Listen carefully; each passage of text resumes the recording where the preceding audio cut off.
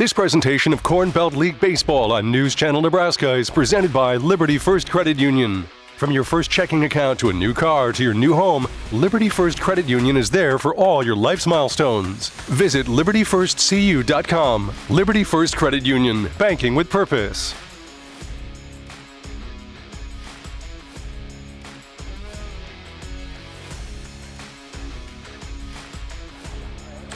And welcome to Seymour Smith Complex in Omaha, Nebraska. The 2022 Corn Belt League Tournament Championship coming your way on a hot Sunday evening. Glad that you're with us. Brandon Axmit and Andy Klassen. It's time for the dramatic conclusion, Andy. The work that's been put in all summer long comes to this, and it's the Filthballers, the top seed, taking on the third-seeded Haymakers for the gold. I'll tell you what, the Haymakers have been on quite a run, especially after the All-Star break. We talk about how a season can get divided into three parts. You know, the first start where you're kind of feeling yourself out, figuring things out. Haymakers, after that All-Star break, they really like their starting staff. They figured it out. They figured out who they liked in the infield, and man, have they been on a tear. And when you look at how these teams got here, Filthballers, they're the two-time defending tournament champs. They were taken to the wire yesterday, took extra innings to defeat the Bombers in a wild back-and-forth affair. You kind of feel like that pedigree kind of took over there when it got into that extra innings. It just had a feeling of belief that the Filthballers had, where even though things were going their way early, they found a way to win, and they did in extra innings. And here they are, looking to three-peat here tonight. And not quite chalk for the Haymakers. They're the 3 seed. They took down second-seeded Black Sox 10-5 yesterday to get here. We're looking forward to a good one. We're going to hear from both head coaches. We're nearing first pitch here at Seymour Smith. It is the Filthballers taking on the Haymakers for the title here on News Channel Nebraska. Whether you play on a field or play on a court or are running to greatness, during the game and after the game, during the wins and during the losses, Agri City Insurance has you covered.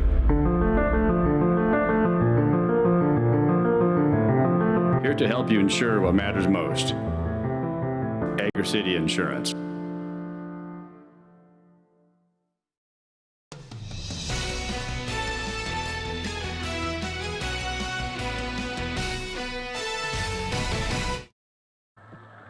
Welcome back. Joining us, Filthballers head coach Johnston Hobbs. And coach, we've already mentioned it.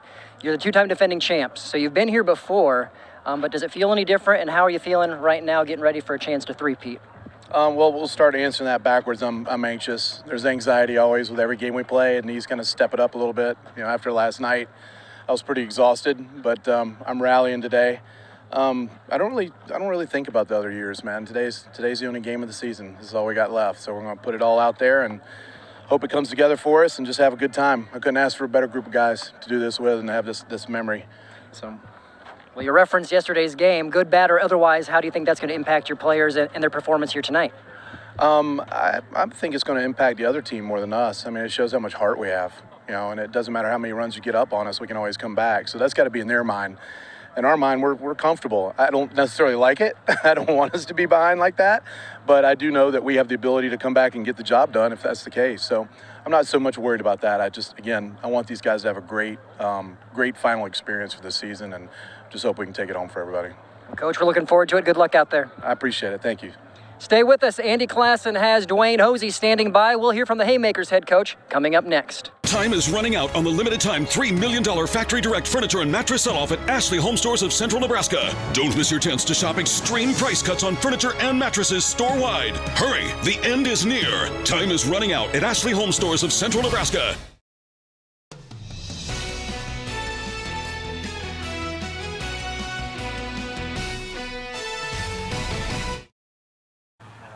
All right, joined by head coach of the Haymakers, Dwayne Hosey. Interesting kind of fact here. You took over mid-season shortly after the All-Star break, but since that time, man, you guys have really put it together and have strung together a lot of wins here, propelling yourself into this championship game. What has been the difference here for the Haymakers? I would say that, just coming in and watching what the team has already been established and what the coaches before me has already laid the foundation.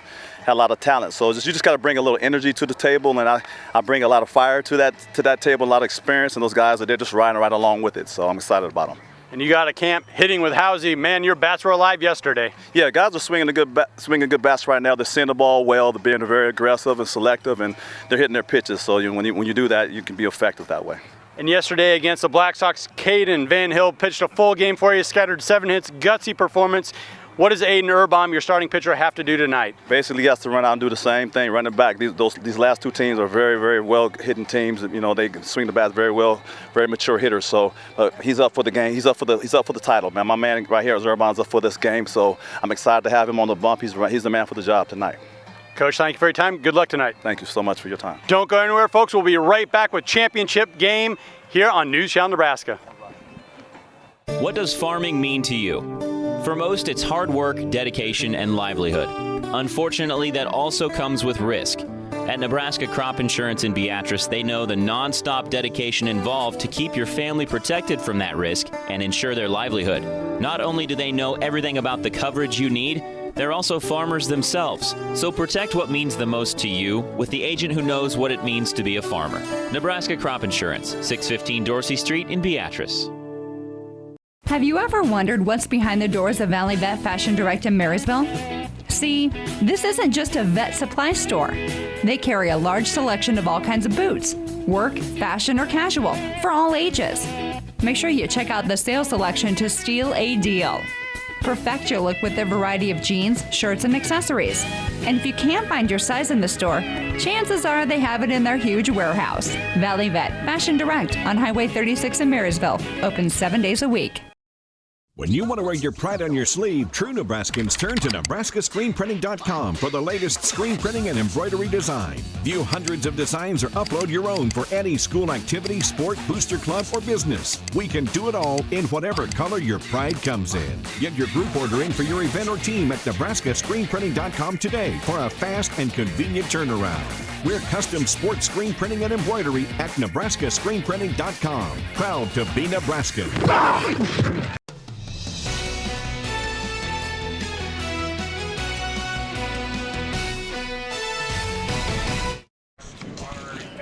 And welcome back here on News Channel Nebraska. We are minutes away from the 2022 Corn Belt League Tournament Championship here in Omaha. Brandon Axmith, Andy Klassen. We're getting a look at someone who's going to be throwing out the first pitch. Andy, to get this ceremonial thing going.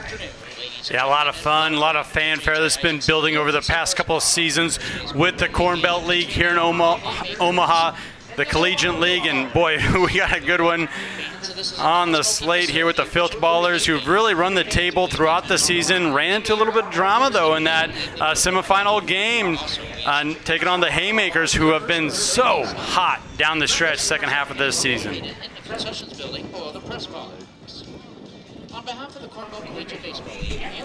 Yeah, you look at the records, 24-5 for the Filthballers, the Haymakers 17-10, and interesting, the coaching change mid-season and how that impacts things, but Coach Dwayne Hosey, he's doing all right. Oh my goodness, you just had a word with him there, that little interview there down out of the dugout. What an intense guy. It's all about hitting and taking at-bats. That's his big-time focus. And all he asks from his pitchers, pitch strikes. Let the defense work behind you, and that's exactly what we saw last night. Just a gem thrown from Caden Van Hill. Scattered 7 hits over the entire 7 innings and only allowed 1 run in the last 4 innings of play. So that gives your team a chance to win, and that's really all you can ask from a starting pitcher, and that's exactly what Caden Van Hill did yesterday for the Haymakers and more, going the distance, pitching a complete game. So you're getting a look at this young man here. His name is Jimmy Timmy. That's actually how they refer to him. And excuse me, Timmy Jimmy. Timmy Jimmy. I gotta get that right. He is the grandson of a grandpa named Jim Atherton. And Jim Atherton is a big-time supporter of the Corn Belt League by way of being a host parent. You know, a lot of this league, what makes it special is the ability for players to come from out of state, have a place to stay and rest and basically live. They live with families while they're doing the Corn Belt League. And so Jim Atherton is a big part of that and has been for a while, so his grandson's going to give the first pitch a shot. Yeah, exactly right, and this is really good to see. About 25% to 30%, of these rosters are made up of guys that are come from across the USA, and so when they come to Omaha to play in this 10-week league, the Corn Belt League, they got to have a place to stay, and that's where the host families come into play. And Jim Amberton, he also takes care of some coaches. So big part of what the Corn Belt League has been able to do, an integral part really, and allow for the growth. Now they're at 8 teams. This is exactly where this league wants to be. And Joe Siwa tells me they are always looking for more host families. So if you think that's something you want to give a shot for next summer, reach out to him specifically. There's more info on the Corn Belt League website. Well, it's sort of, I don't know if you want to be as dramatic as David versus Goliath, but when you look at the Filthballers, they've won it the last 2 years. Coach Hobbs is one of the seasoned veteran coaches who's been here for 4 years. And every time he's been here coaching in this league, he's made the final. His first year, they finished second. The past 2, they've won it. And he's here for a fourth consecutive year, looking to make it 3 consecutive tournament titles. And you have Hosey, who just took over the team about 2 or 3 weeks ago. We're going to see what he can do. Yeah, quite the contrast there. When you're talking about the Filthballers winning the league 2 years in a row, Haymakers haven't even been in the league for 2 full seasons. They were an expansion team last year, and then you throw on top of it the coaching change with Dwayne Hosey taking over shortly after the All-Star break, where the Filthballers were established with head coach Johnson Hobbs last 4 seasons, back-to-back defending champs, regular season champs this year as well. So the Haymakers, they're going to have their hands full, but you got to love the confidence that they're playing with right now, and that pitching performance, mentioned it earlier, that they got out of Caden Van Hill. That's really going to set them up well here this evening. So here is the bracket. How did the teams get here? Well, there you go. Filthballers, close one. See, you can kind of see the competitiveness between seeds 1 through 8 when you look at all of those first-round scores played on Thursday and Friday. Filthballers edging 8-seeded Red Raiders 4-0. Then we talked about the thriller yesterday, and they find themselves back in the championship. Yeah, and what you can really take away from this, really from the Filthballers and Haymakers, they can win a close game, and when they got to score runs, they got to extend, they can do that as well. Haymakers putting up 10 spot yesterday on the Black Sox. Filthballers winning in dramatic fashion in the 11th inning, bottom of the 11th inning, over the Bombers 15-14 in the top half of that bracket. And boy, does that really build from some drama here tonight for the championship. Mentioned the Haymakers just edging the Royal Blue Dogs, then putting up 10 against the second-seeded Black Sox to knock them out. And here they are, the expansion team, just 2 years in. They're now taking on the 2-time defending champs. And it's also of note, the Filthballers, their starting pitcher got roughed up a little bit, but he only put in 3 innings of work. So they're going to have some flexibility as far as if they need to go to their bullpen early. It's not like the Haymakers. You'd love to have your starter go the distance like Van Hill did. However, the Filthballers, they got a full rotation at their disposal as well. We are minutes away from first pitch. Stay with us. It's the 2022 Corn Belt League Tournament Championship on News Stamp Channel Nebraska. Claybaugh Pharmacy provides you with all the pharmacy options a person would need. As a full-service pharmacy, we give you all the traditional options, but also have the modern technology to maintain your profiles. Maybe you're busy. Head to claybaughpharmacy.com. Click on Online Refills to get your prescriptions filled from the convenience of your home. Claybaugh Pharmacy and Gift Shop, your hometown family-owned pharmacy.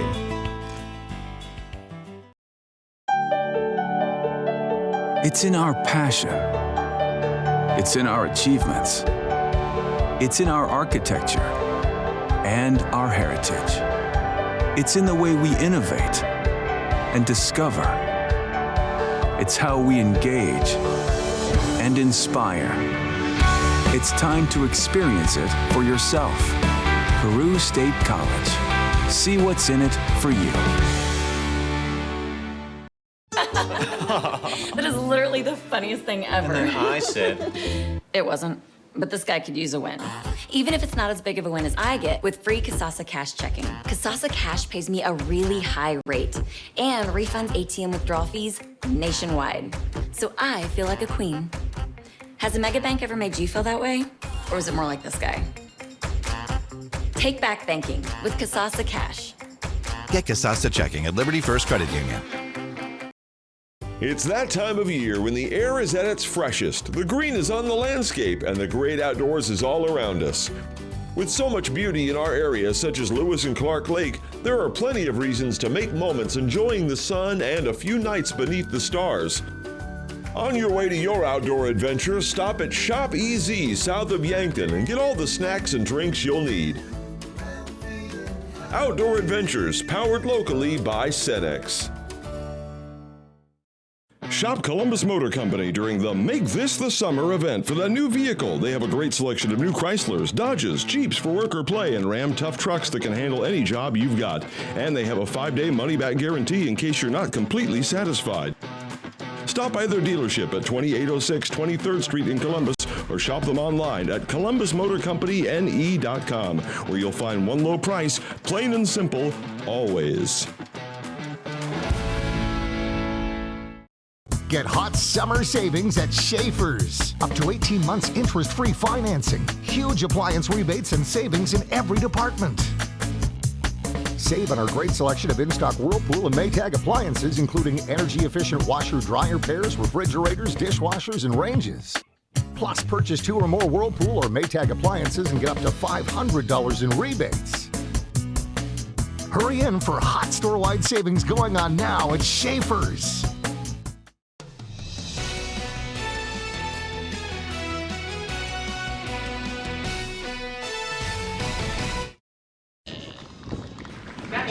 Welcome back. Here to Seymour Smith. We are moments away from getting this thing going. The Filthballers and the Haymakers here on News Channel Nebraska. Hard to believe we're already at the finish line, isn't it? I mean, it's like yesterday we did game 1, and here we are. Been bringing you Corn Belt League baseball all summer long on Thursday nights. When it's tournament time, though, it's Sunday night baseball, which is where we're at. Interesting thing of note here, we've seen C.J. Fleeman, youngster, played his high school ball for Columbus High School. He's going to be starting here for the Filthballers. Opposing starting pitcher, Aiden Erbaum, another youngster that we've seen a lot of from the Haymakers, played his high school ball at Raymond Central.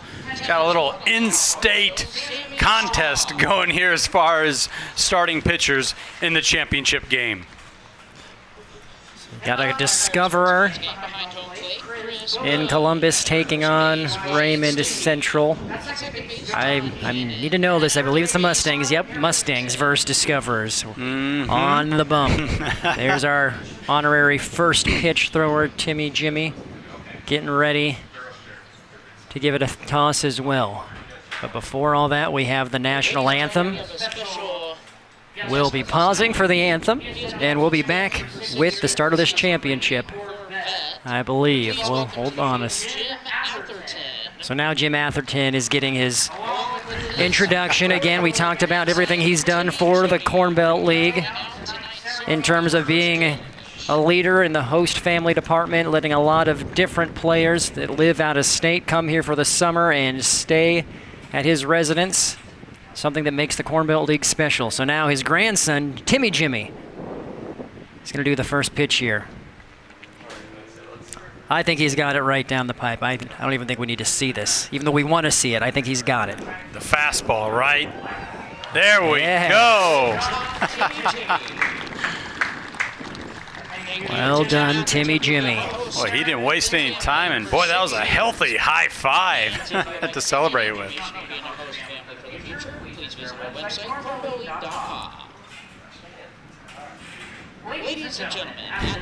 And now, jazzed up Timmy Jimmy getting high fives from the Filthballers. We're going to pause for the national anthem, and we'll be back with Corn Belt League Championship Baseball here on News Channel Nebraska. At Columbus Community Hospital, we understand the needs of a growing family. That's why we are proud to introduce our new maternal child health department. We designed the unit with you in mind. It has suite-style rooms, a larger neonatal intensive care unit, postpartum rooms, a surgical suite, and upgrades that provide a more modern and comfortable space. When it's time for you to expand your family, we hope to see you in our new expanded maternal child health department. At Elkhorn Valley Bank, we believe in local. It's something we live by. It's something we're proud of. It's helping our neighbors grow like they've helped us, supporting families, investing in lives, and creating prosperity. Local means making decisions that grow and improve surrounding communities we call home. Investing in our nonprofits and giving back. Elkhorn Valley Bank and Trust, great for you, great for your community.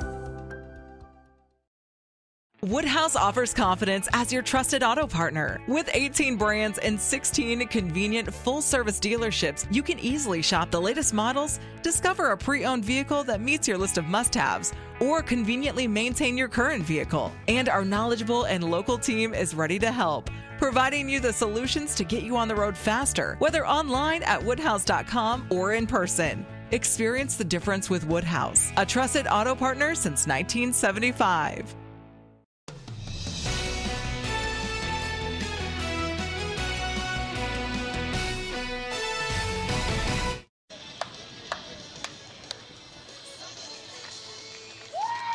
Welcome back. You're seeing C.J. Fleeman, who we referenced, on the mound, getting the start here for the Filthballers. Coach Hobbs says he's hoping, obviously wanting to ride Fleeman as far as possible. Right. But he does say, if for whatever reason, excuse me, he gets in trouble, they do have a plan, and they have some healthy arms in the bullpen waiting.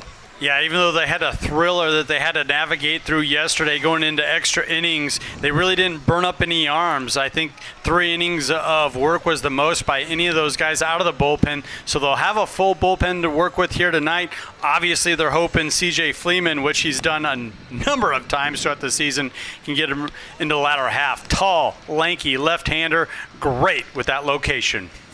He's pitched 25 in 2/3 innings, so he has the third most innings pitched. He's one of the main starters for the Filthballers throughout this season. Coach Hobbs loves him as a big left-hander, he describes him, and when he gets first pitch strikes, Hobbs being that, scientific mathematical coach, right, 74% of the time when he gets that first pitch strike, he gets the batter out, Fleeman specifically, so.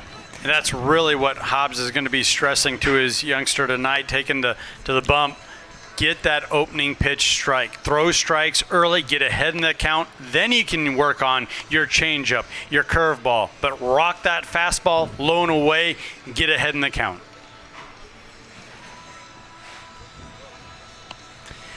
Well, glad that you're with us. We are ready to get this first inning started, which is being brought to you by Region 4. Behavioral Health System here on News Channel Nebraska. 2022 Corn Belt League Tournament Championship. Filthballers first the Haymakers here on NCN. David Swanson leading things off.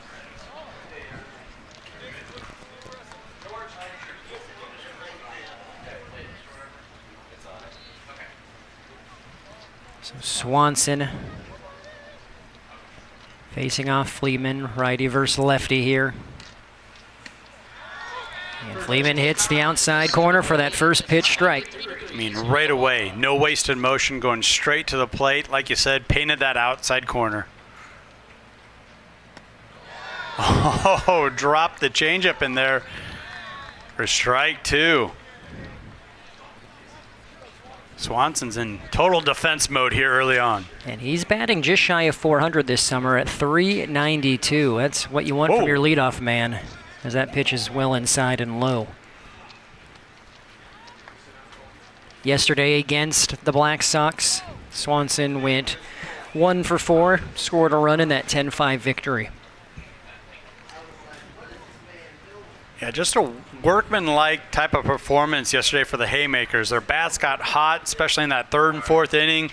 They just rode that lead to the victory. And that was a nice job fighting off Really tough pitch to handle. Once again, painting that outside corner. Swanson, a D2 product, plays his ball at the University of Sioux Falls. Here's the 1-2. Sends that one sky high. This will be catchable. And there's out number 1. Play made by Landon Geezer.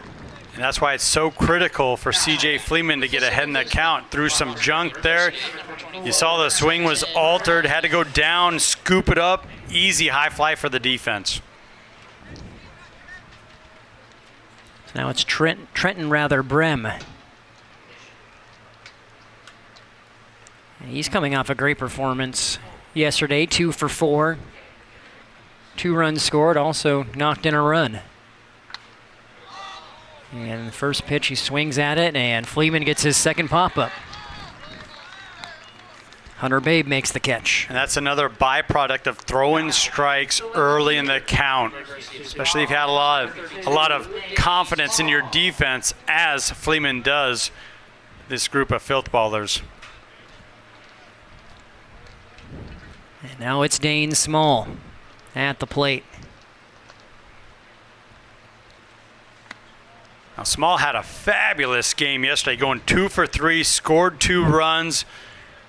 Just kind of goes to what head coach Dwayne Hosey was talking about, taking their time at the plate, really being selective. Another University of Sioux Falls product, so you have 2 of them in the first 3 batters for this Haymaker team. They can play some baseball up north, I'll tell you what. Small batting .304 on this summer. Good eye.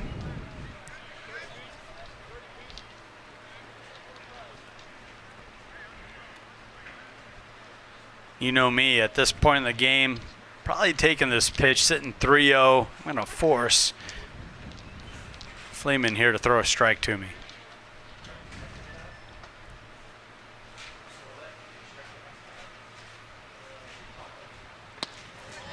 And he finds the zone. I was going to say, CJ obliges. Sends one right down the middle.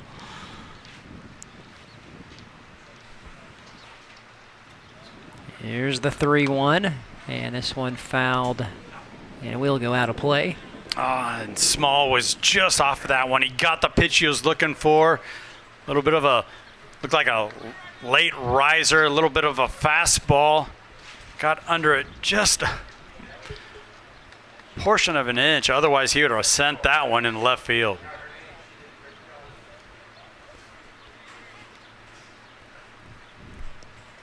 Full count, 2 down here in the top of the first.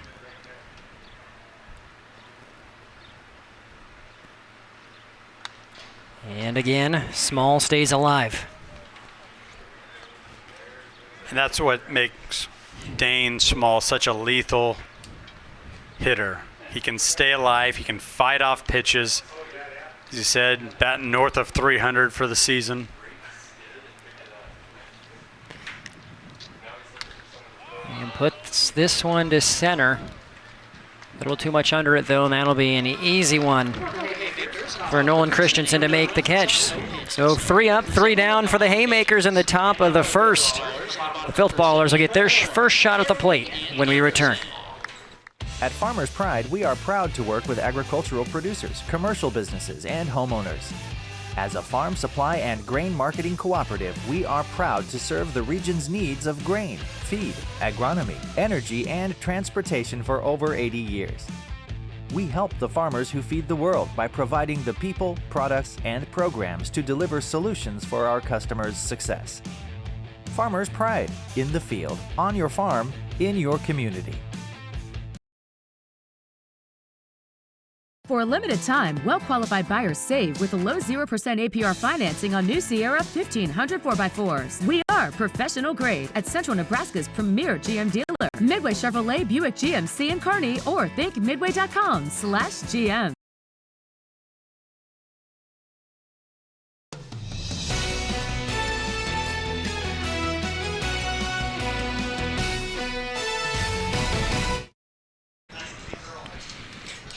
Welcome back. Brandon Axman, Andy Klassen, bottom of the first. Coming your way. It's Aiden Erbaum on the bump for the Haymakers. Again, this is a situation where you're throwing one of your top 3 starters, so Coach Hosey feeling very good about what this young man offers. Yeah, young man plays his college ball at Dakota State University. Really has to mirror what Caden Van Hill did yesterday, where he pitched that complete game. Threw a lot of strikes, leaned on his defense, scattered 7 hits across. They scored 5 runs. However, they were never threatening because the bats were doing the work for the Haymakers. So Van Hill pitched a very smart, efficient game. Look for the same here out of Aiden Erbaum. If he can just pound the strike zone and allow that defense to get to work for the Haymakers. Erbaum, a pitcher.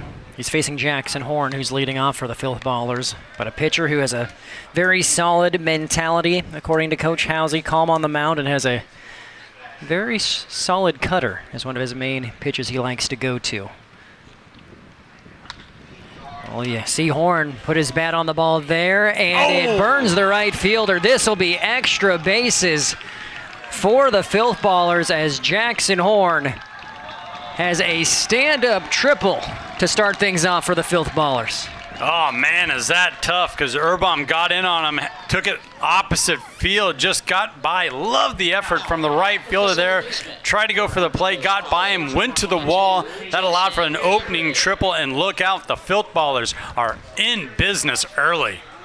He was 3 for 6 yesterday in that 11-inning thriller, so he's carrying everything over, and he's still hot at the plate. Scored 2 runs, huge part, as we mentioned, extra inning game yesterday over the Bombers. They needed every single one of those 2 runs scored from Jackson Horn. Now it's Jason Carrig at the plate. Now for the Filthballers, the lefty. And he had himself a game yesterday as well, going 4 for 4, 2 RBIs. Table is set once again for Mr. Carrig.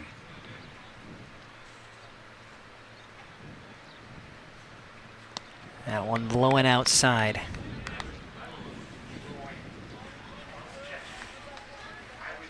You know, for such a compact delivery, Erbaum still gets a really high leg kick, gets a lot of velocity on that fastball coming downhill at these batters.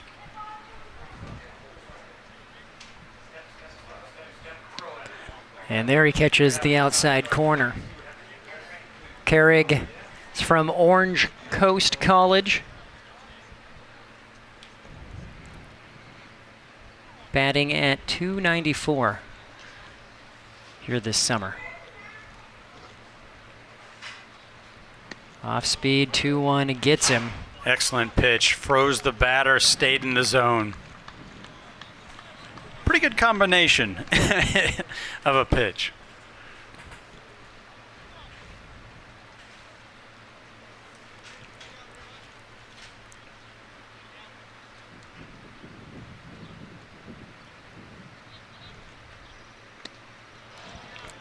Count is full. Erbaum's really been working the outside portion of the plate. He's going to have to bring this one in now that the count is filled up. You're facing one of the hottest bats here for the Filthballers in Jason Carrig. Got to be careful.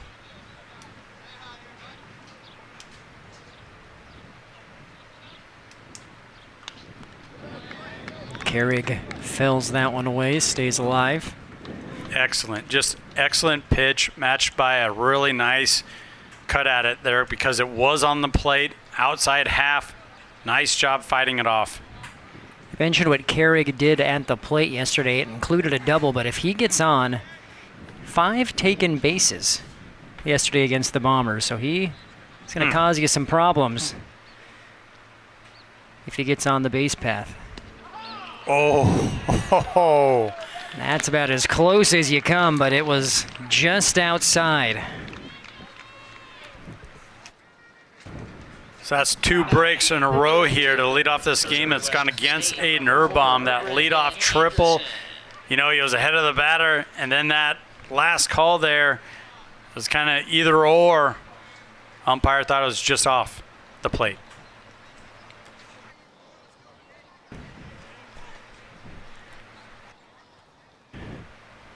So now you have Brendan Anderson at the plate. That one in the dirt. Coverage tonight is brought to you in part thanks to Didier's Grocery with locations in David City and Schuyler.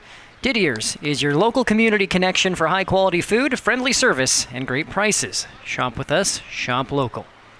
Carring looking over to the bench, looking for calls from his coach, seeing if they want to get aggressive on the base path early here.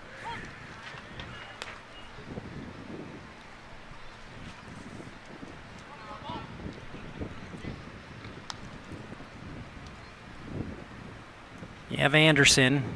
He's decent at batting, Andy. 431 is his average for the summer, so that's pretty good. Pretty good indeed. Anderson yesterday, he had 3 hits on 5 at-bats, knocked in 4.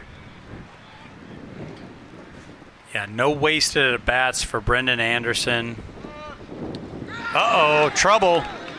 And the first run will come across the plate on the wild pitch, and a little bit closer for comfort as Carrick does make it all the way to third.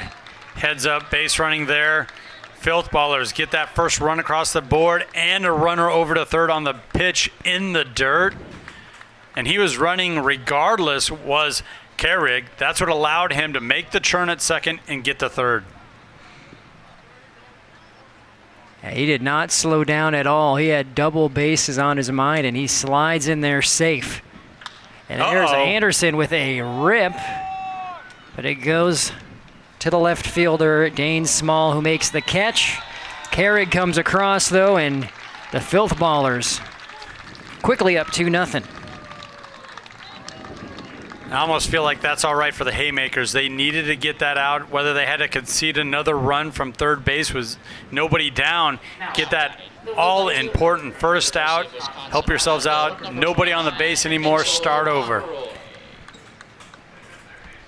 Obviously, though, you got to start over in a little bit of a hole here, down 2-0. Now Mitch Pomeroy.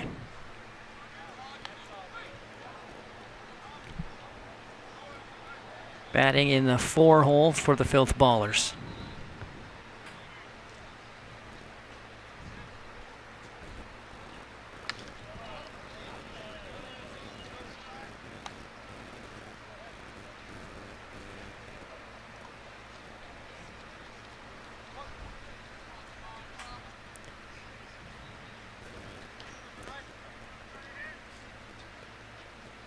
Pomeroy, University of Wisconsin, Platteville product. He's been a part of some of these teams in years past for the Filthballers. Right. He knows what it takes to win, so he's been here for, raised 10 at-bats on the season, rather. He's batting right at 500. And that one is fair and an easy out for the Haymakers. A little bit of a crazy bounce, so that brought it back into the baseline. As you said, easy chopper for the first baseman. I believe that was Jackson Trout making the play from Northeastern JC. And now Hunter Babe. 2 down here in the bottom of the first.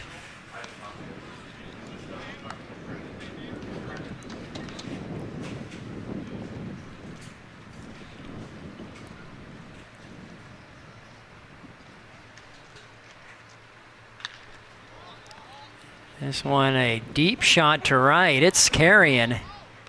And nice catch made by Swanson. I didn't think it was going to go that far, but Swanson kept tracking back and makes the catch at the warning track. So Filthballers get on the board, 2-0 after 1 inning of play here at Seymour Smith. You're watching Corn Belt League Baseball on News Channel Nebraska. All right, guys, anything else I can get for you? I think we're good. Okay, enjoy. This looks amazing. Oh, he's with my bank. He gets a little taste of everything, all the time. Don't worry, you get used to it. You should join Liberty First Credit Union. They have low loan rates, high deposit rates, and they share the profits with their members. So no one will take a bite of what's yours. Liberty First Credit Union, banking with purpose. If you're looking for excellent physical therapy or a great place to work out, Husker Rehab in Beatrice is the place to start. At Husker Rehab, they enjoy a friendly, relaxed atmosphere, and they'll help you reach your goals. At Husker Rehab, we take pain personally, and we're always looking for the best solutions to help you out and have proven results. Hi, this is Ryan Wade, a physical therapist at Husker Rehab in Beatrice. If you have a referral for physical therapy or are looking to get into better shape, we'd love to help you out. That's Husker Rehab with 2 locations in Lincoln, 1 in Beatrice, and 1 in Fairbury. Call today for more information or learn more at huskerrehab.com.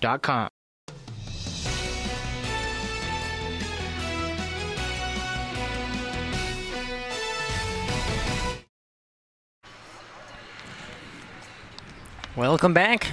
Filthballers jump out to a 2-0 lead after one. And Andy, to the Haymakers' credit, and Urbaum specifically, cup full of tough breaks. The Filthballers do jump on you, but after those 2 runs, you get 3 straight outs to get out of the inning, mitigating the damage. It's just kind of a calling card of a really good, well-established team, a confident team in the Filthballers, where you do get a couple breaks early on, you jump on it, you take advantage, and you find yourself leading 2-0 heading into the second. CJ Fleeman was dealing in the top of that first inning, looking to continue to do so here in the second. So it's Jackson Trout starting things off here in the top of the second. You want to talk about a guy that had a good night yesterday. Trout going 3 for 4, 2 RBIs, helping score those 10 runs yesterday to punch their ticket into this championship game at victory over the Black Sox. He's batting just shy of 300 on the summer at 293. Plays at Northeastern Junior College. Well, this second inning is brought to you thanks to Unity Eye Center. As Trout bombs one to right field, and that'll take a couple hops and roll all the way to the fence. Stand-up double for Trout to start off this second inning. Boy, just kind of went down and got it, punched it out to right field. I feel like Brendan Anderson lost it right away in the sun, had no chance at it. Just turned his head and went running towards the fence where he thought it might bounce back to him. Stand-up double for Jackson Trout here to lead off the second.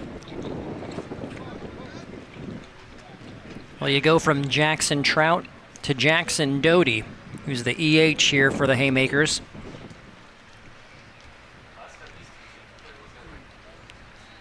Doty hitting .351.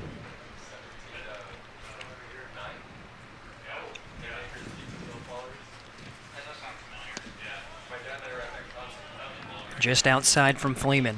Yeah, good eye there, taking that first pitch, getting it up in the count. Those are the type of things that guys are batting north of 300. That's how they take care of business. Force the pitcher to deliver strikes.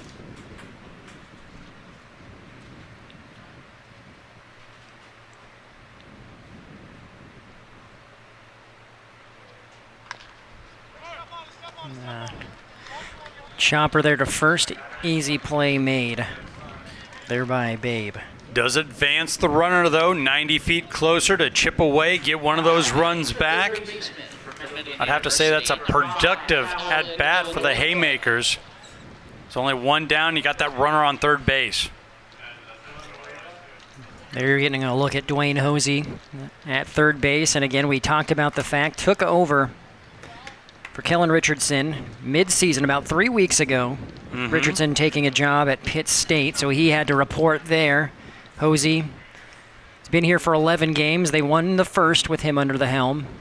Lost 3 in a row and have rattled off 7 straight since. As you have a pop-up to left and no play at the plate. Trout, looked like he might have gone for a second, forced the throw and pulled up, which is, I believe, the right call by far. I think Pomeroy might have got him there. Excellent job getting under the ball. You saw he positioned his body where he had the ball land over his right arm, his right shoulder, so he was in that throwing position, almost was able to catch it and crow hop on the same motion. I like the Haymakers being conservative there, keeping the runner aboard on third. So that was Alec Villanueva who flew out. Now Ryan Golden at the plate.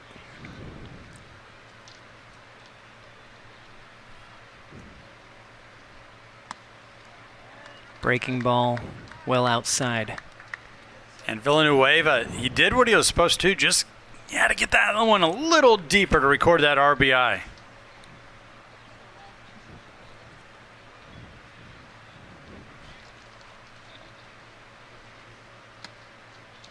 Fleeman staying outside. Still missing, so 2-0. Again, you have that runner on third and Jackson Trout. Haymakers trying to answer here.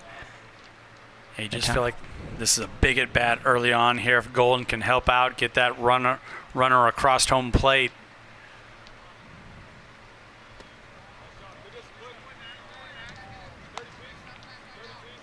And now here's where I might change my tune. You know, you're 3-0. If you can get a fastball that you feel really good about, that you can handle, you got a runner on third base. You're trying to chip away at this lead, get one back. I might take the bat off the shoulder here. He gave it a big cut. Got the pitch he was looking for. Fouled it off.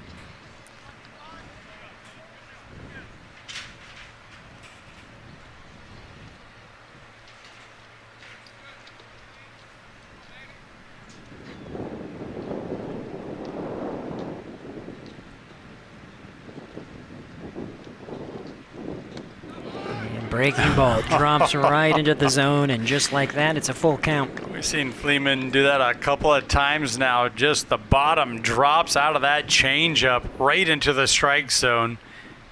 As you said, fills up the count.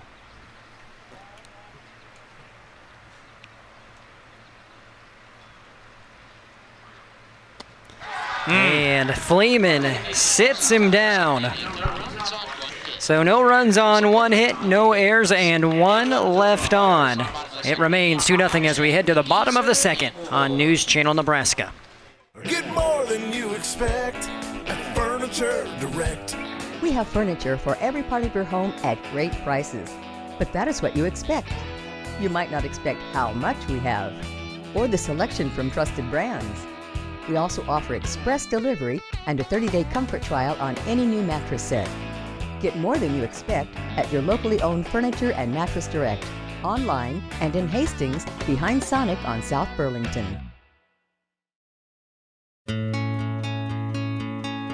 So orthopedics for me is just being able to restore people back to a quality of life that they aren't used to. It's see problem, fix problems. I grew up on a farm, which was a very visual type thing. You see a problem and you take care of it, and then you move on to the next problem once people are fully back and healed. I did play sports in high school, recreational in college. What it means is that I understand the motivation for younger athletes or older athletes even to want to get back to being able to participate in their sport at the level they were at prior to any injury they sustained. Obviously in orthopedics, technology drives a lot of what we do, and with being able to bring in new technology to help patients recover faster, it's been quite exciting. I think it's going to continue to evolve for the next 5, 10, 20 years.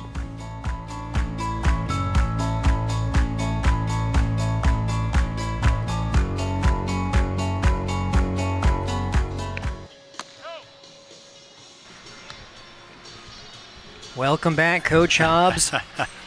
He's been in this position before. Now he did mention he's just as anxious as ever. Doesn't change no matter how many times you get into this position, but he's showing, or at least looking composed here. I was going to say all smiles. You got to feel like that's a little measured there. Wants to keep his team loose, understanding what's at stake here. You got to feel good about where you're at, though, leading 2-0 here, heading in the bottom half of the second. So Trace Mahacek will lead things off here in the bottom of the second. Young man that plays his college ball over at Doane University. Boy, did they have themselves a heck of a season. The NAIA level. Mahacek batting .310.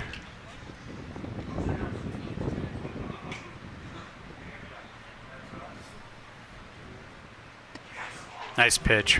Really nice pitch there. Rocking that fastball low, little outside.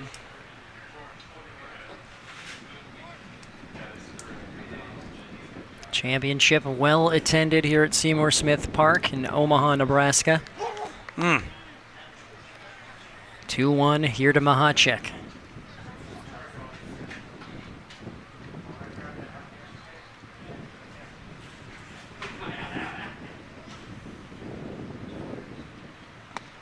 And breaking ball just stayed high.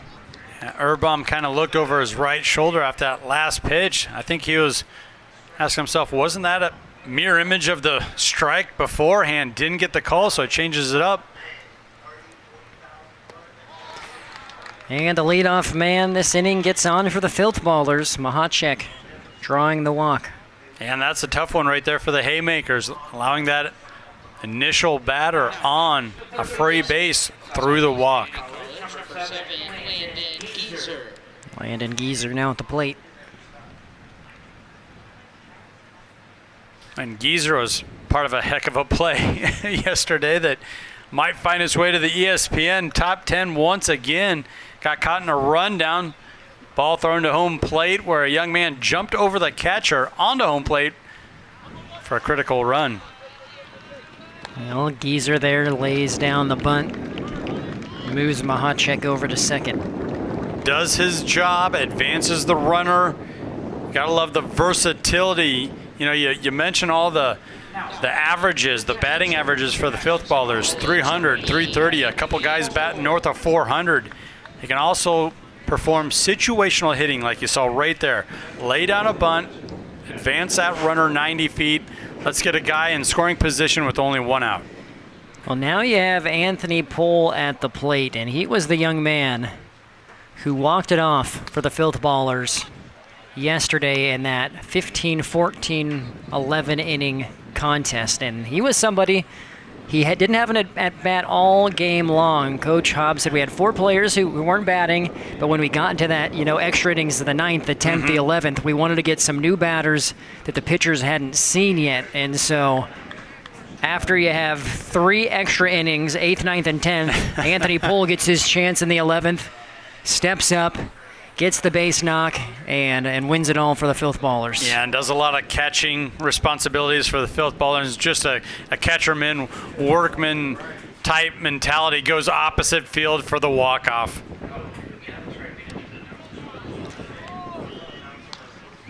So a long-winded way of saying he went 1 for 1 yesterday with a very important RBI. I was going to say it was a big one.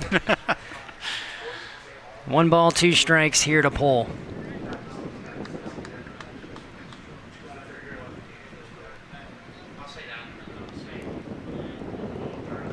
And puts this one in play. Little slap to second. So you now have Mahacek over at third with 2 down. Yeah, well fielded there by Trenton Bream, getting down on it, knowing exactly where he was going to go with it, right to first base. That second out, kind of felt like Urbaum froze the batter there, a little bit of a half swing, unable to punch it through the infield.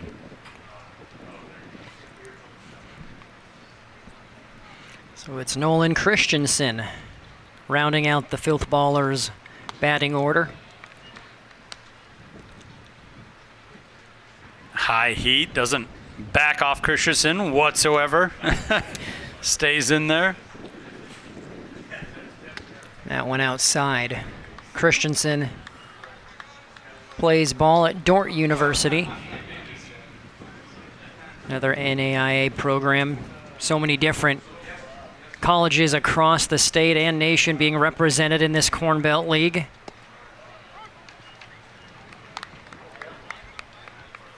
Yeah, so much fun and so much opportunity really for every single player within this league, getting to see players from California, Texas, of course, Nebraska, a lot of regional guys as well. And fouled away. Gonna have a play. Jackson Trout was the closest in the vicinity, but Christensen is still alive. I don't know if it had a lot to do with it on that particular play, but it's a tough sun right now, setting over that western sky right in that first base, second base, and right fielder's eyes. That was a scenario where the first baseman just had to put his head down, run to that spot, and get that leather out there, get that glove out there. We were talking about how many programs, colleges, universities represented. Right around 100. Number Joe Siwa gives us 92 different colleges and universities represented here this summer. That's just amazing, isn't it? 6 year of existence. They've expanded to 8 teams. They're exactly where they want to be. And what a pitch to strike out the side. Aiden Erbaum sets him down. Christensen goes down swinging. It remains 2-0 as we head to the third here on News Channel Nebraska. Get hot summer savings at Schaefer's. Up to 18 months interest-free financing. Huge appliance rebates and savings in every department.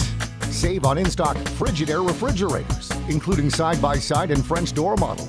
And when you purchase 2 or more Frigidaire appliances, get up to $500 back. Plus, save on Electrolux laundry pairs and buy 1 pedestal, get the second one free.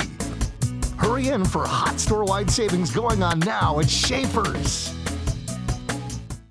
Whether we're talking commercial or residential plumbing, Lamel Plumbing is the place you call. Lamel provides 24-hour emergency service as well. Call them if you get in a tight spot. And as for their retail items, well, you got to check out some of their faucets, some of their kitchen items, and some of their bathroom items like their Onyx showers. And hey, say you got a digging job, you call Lamel Plumbing for that too. They've added a full-time crew for you, doing backhoe, trenching, and sewer work. Take that digging job off your list and have Lamel do it for you. That's Lamel Plumbing in Beatrice, now at their new location on North 7th Street in Beatrice.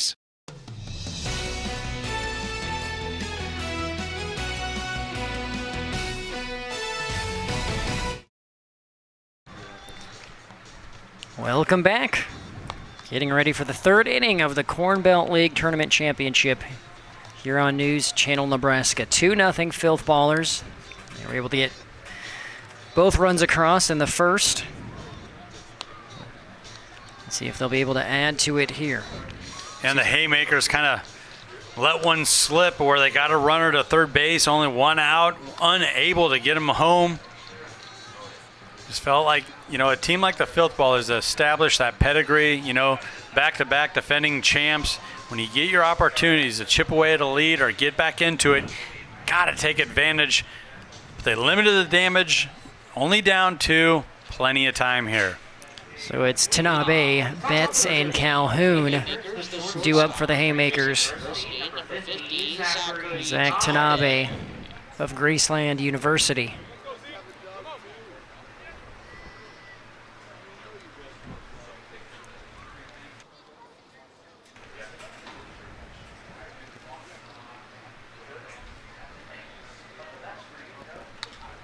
That one fouled away. We're officially in the third inning, which is brought to you by the Strike Zone, our third inning sponsor here on NCN.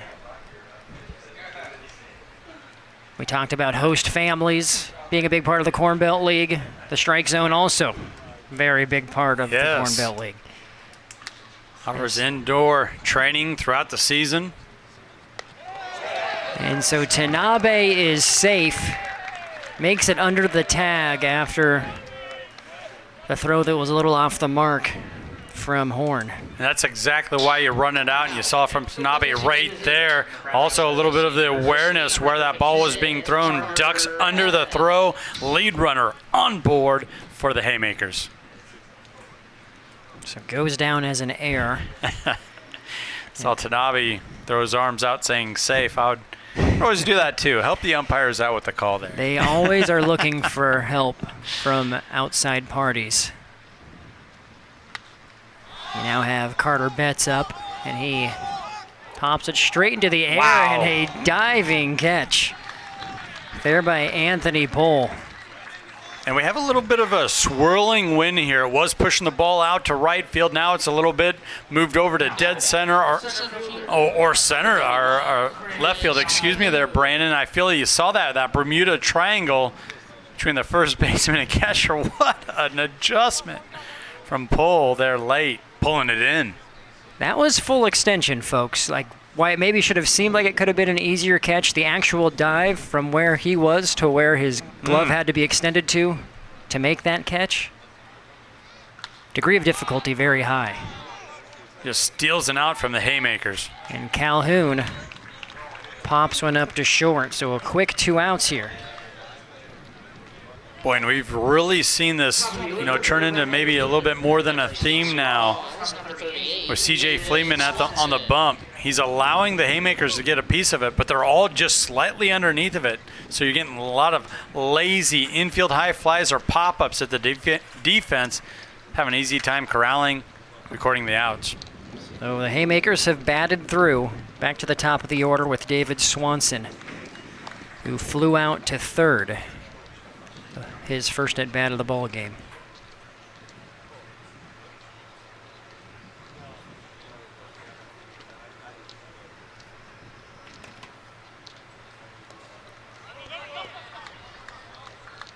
So quick 2-0 count. Swanson gets ahead.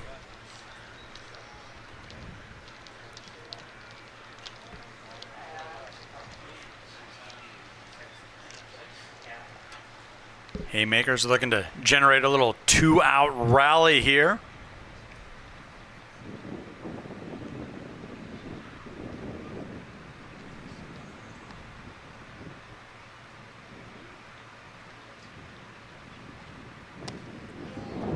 That one low as well, so 3-0 here to Swanson.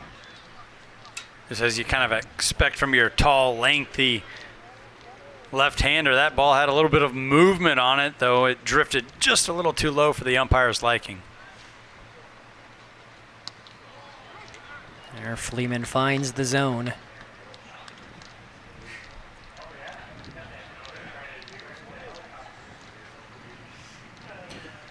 Swanson's in the driver's seat, though. 3-1 count.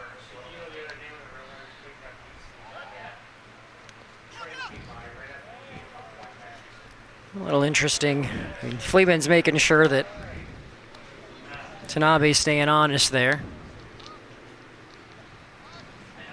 Just make sure you get it to your guy. Makes things easier on you. Yeah.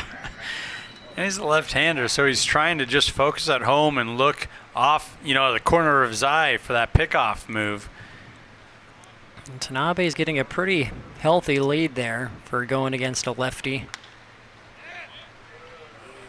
Could be trouble. And it's just foul. To your point, though, Tanabe got a great jump. Had that been fair, bounced on the line, might have had an opportunity to churn third and score.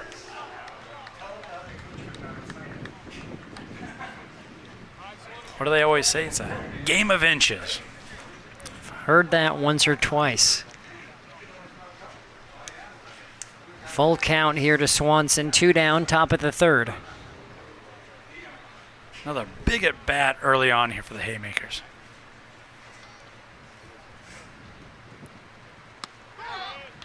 Oh! And Swanson is rung up.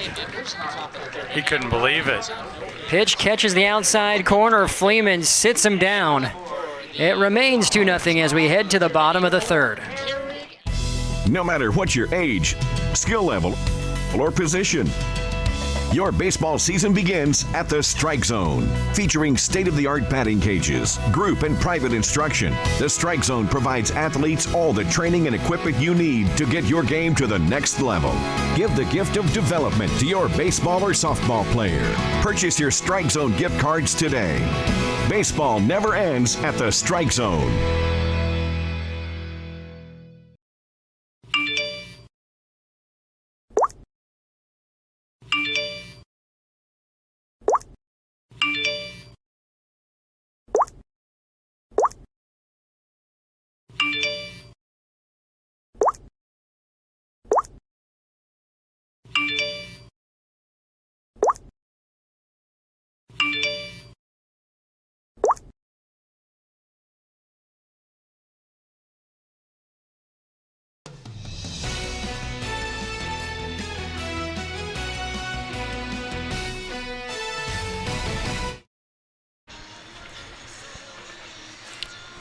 Welcome back.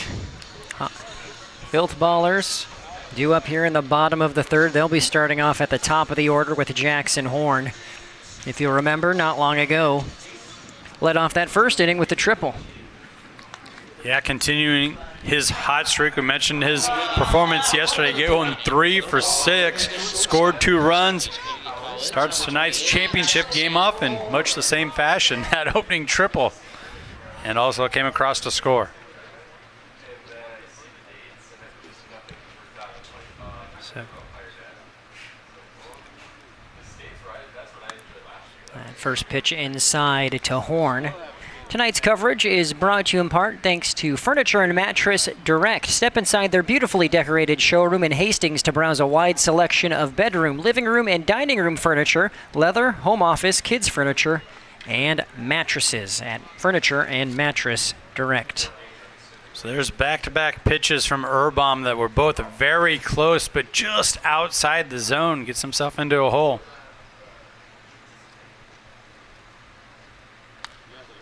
That one fouled straight back. That's a terrific get-back pitch right there.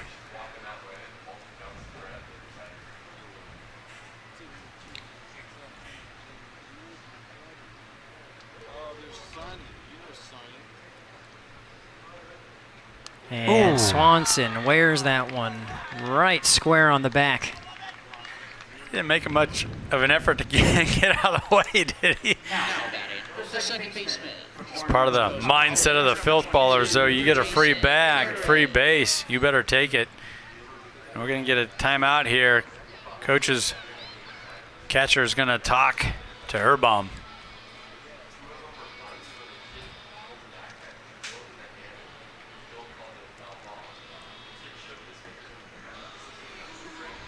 And so Urbaum, he's sat down one so far with a strikeout. Just a situation, you're calming your guy down a little bit. You certainly don't want to go to your bullpen yet, and I don't think you necessarily would need to, but say kind of, hey, this is a situation you need to manage. Right. And we've seen it a couple times here from Urbaum early on where his changeup, or maybe it's his a curveball, gets away from him a little bit, and I think that's what we just saw right there. We put one right in the middle of the back. Leadoff batter Jackson Horn. So now it's Jason Carrig back at the plate. He also came around to score in that first inning after drawing a walk. So I think Coach was just saying, hey, settle down, continue to pound the zone. We've had a couple breaks go against us.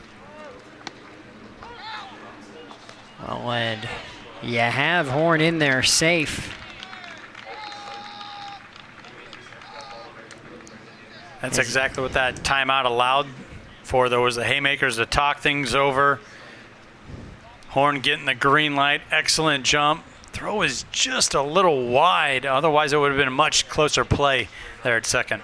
You had Carrig squaring up to bunt. He ends up taking the pitch. Yeah, he had no intentions of actually laying down a bunt. That was just to disrupt the timing and the vision for the catcher, that being Ryden Golden. So now it's 1-1.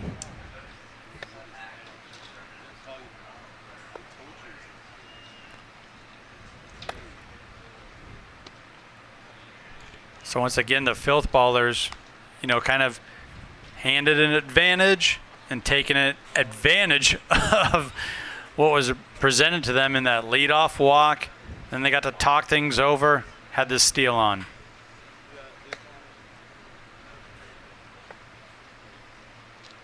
And there is a wild pitch. Horn now at third. When that's kind of bitten Urbaum a couple times here early on, that pitch that gets into the dirt, gets back to the backstop, that's allowed a couple of runners to advance, one of which got home.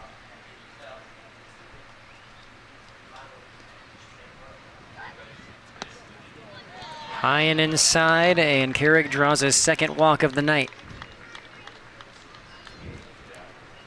And just a workman-like mentality. The Filthballers just trying to get base runners, and they're doing exactly that, especially with the top of their lineup here. First and second batter aboard. Well, last time Anderson was up, he hit a sac fly to bring in Horn. In theory, he could do the same thing here.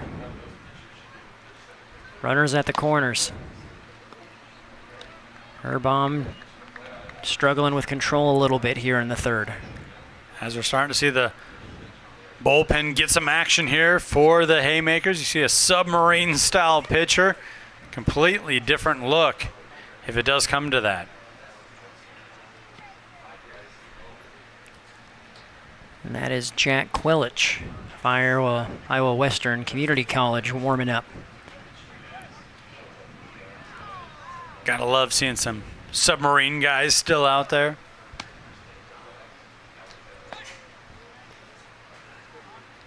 Yeah, Urban. There he steps on.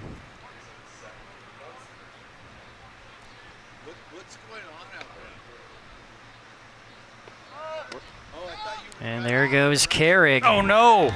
And the throw is high, and Horn wasn't even going until after it went into the outfield, so he comes across. It's 3-0. Absolutely. Love the mentality there for our Haymakers, saying, you know, kind of drawing a line in the sand. We're not going to just concede to you guys. We're not going to allow you guys to take free bases. But, of course, if you're going to throw it down there, you got to make the play. That one sails into center field, allows for the easy run to scoot across home plate. Filthballers tack another one on. And Anderson. Whoa! Tried to get through, and my, oh my. That is a play made by Alec Villanueva. Villanueva, full extension, quick to his feet, and what a gun from the 3-hole there. Cross the infield. This wasn't even close. Held the runner to second. Oh, wow. That might get the Haymakers going here. Great defensive play by Villanueva.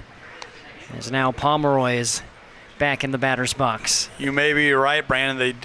It just kind of felt like they were looking for a spark, looking for a play. Well, they got it. Can they capitalize, get that first out?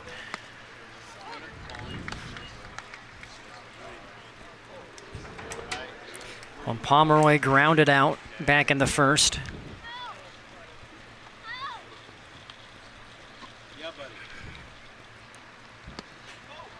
Lays off the inside pitch. Man, Aiden Urban, he's not afraid to deliver it inside. These are right-handed batters.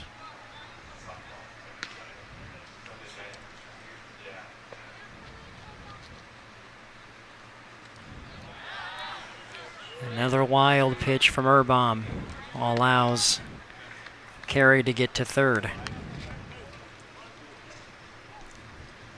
But Golden kept it in front of him enough to where there was no thought of trying to extend that and take home. Did get some leather on it.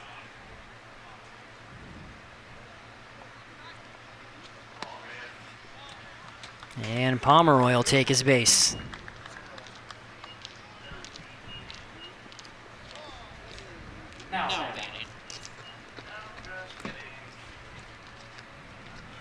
We may see a change here. We'll see. Yeah, Golden heading back to the mound here. Have a discussion with his pitcher. As you mentioned, that does allow Quilich to get a little bit more work in the bullpen.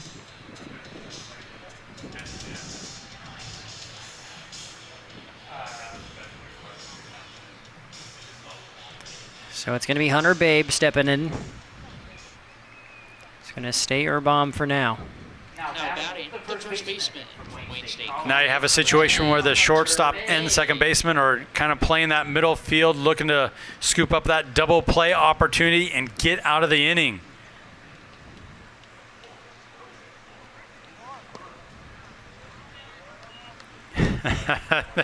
Oh, Filthballers playing that situational baseball. He was looking to lay down that bunt, a sac bunt to get another run across and get up by 4.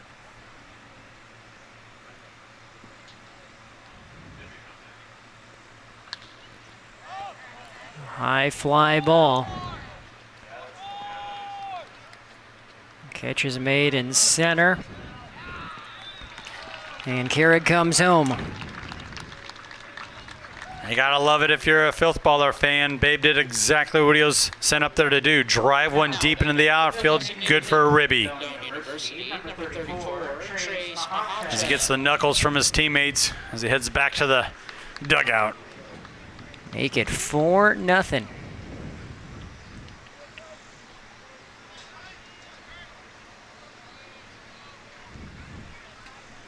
Trace Mahacek at the plate. He drew a walk back in the second.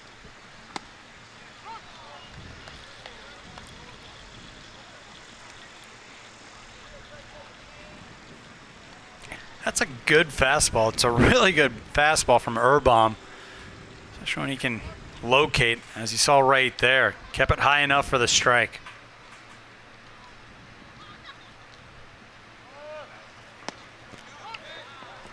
And there you have stolen base there by Pomeroy.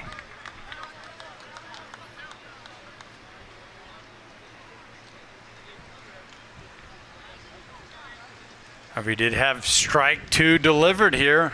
Urbom way ahead in the count.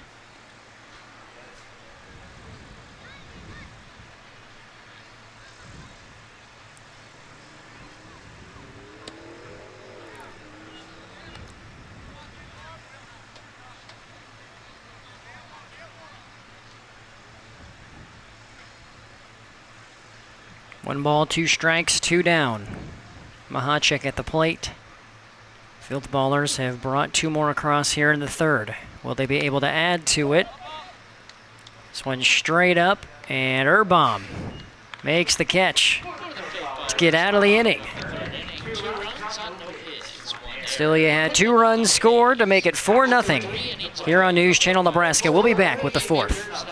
If you're thinking about becoming a John Deere technician, receive a debt-free degree from Landmark Implement. With the John Deere Student Tech program, receive reimbursement for up to 100% of college tuition, fees, books, and room and board, plus a $5,000 tool stipend.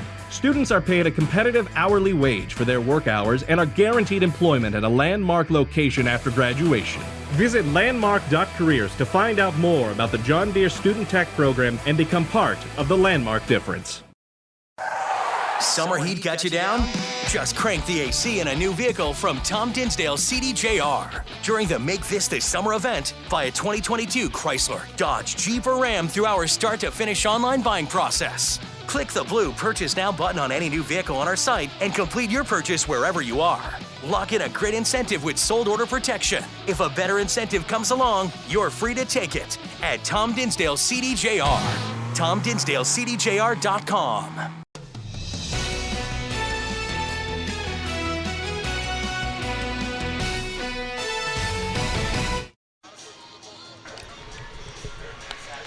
Fourth inning of the 2022 Corn Belt League Tournament Championship. Just about to get underway here on News Channel Nebraska. The Filthballers with a 4-0 lead over the Haymakers. Brandon Axemet, Andy Klassen with you. CJ Fleeman on the mound for the Filthballers, Andy, and he has been very, very efficient, facing 3 batters in the first, 4 in the second, and 4 in the third. Right, efficient, effective, doing a really nice job. You're also seeing from this left-hander, feels like he's kind of changing his arm angle, especially when he'll dip down with that left arm, give the batters a little bit of a different look, whether he's delivering a fastball, a changeup, and we've seen him work that curveball early on here tonight.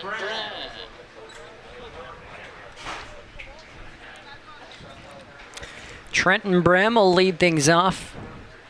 He flew out to first base back in the first inning.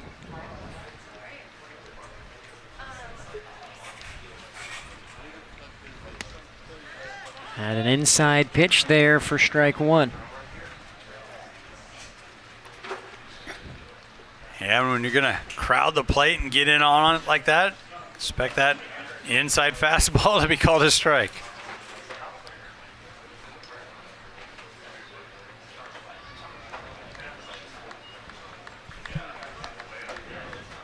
And that would have been in on his hands, that opening pitch, where Fleeman was able to get on top of him. He's still crowding the plate a little bit here.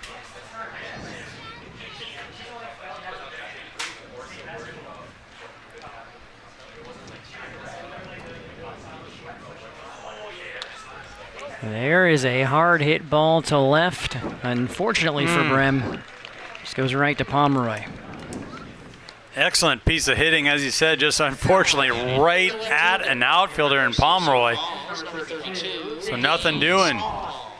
One up, one down, once again for the Haymakers.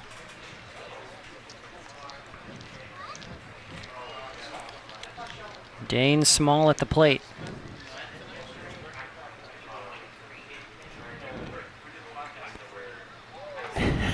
And that one happens to the best of us. Just got out of the fingers of Fleeman there. I don't know if that was a little bit of a screwball, a knuckleball. Definitely got away from Fleeman, though.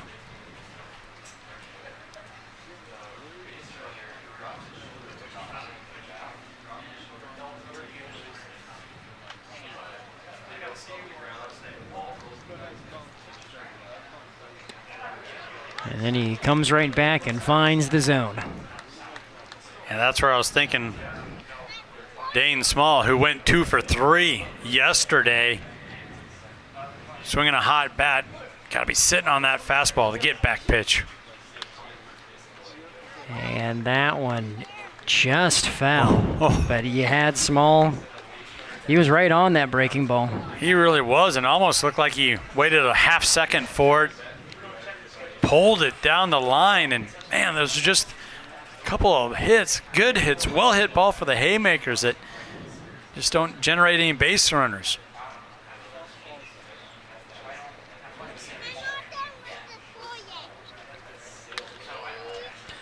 High fly ball to dead center. Easy catch made for Christensen. Seeing once again, that's a byproduct of Fleeman doing such a nice job throwing that strike, delivering it low in the zone, generating a whole bunch of pop-ups, easy plays for his outfield and infielders. We have Jackson Trout. He's the lone Haymaker with a hit thus far. Doubled to lead off the second. Big kid, tall kid, exactly what you want over there on first base.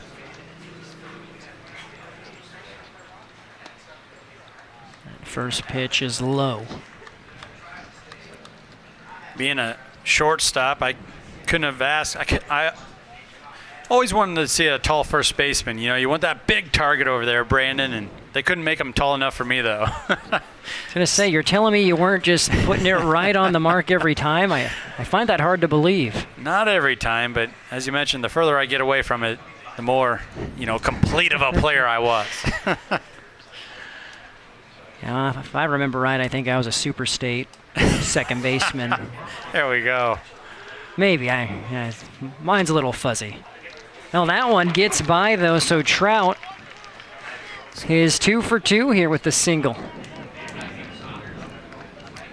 Another good piece of hitting there. Pulls it right down the line. Tough one there for Geezer to try and backhand. Base runner on board here. Haymakers looking for that 2-out rally once again.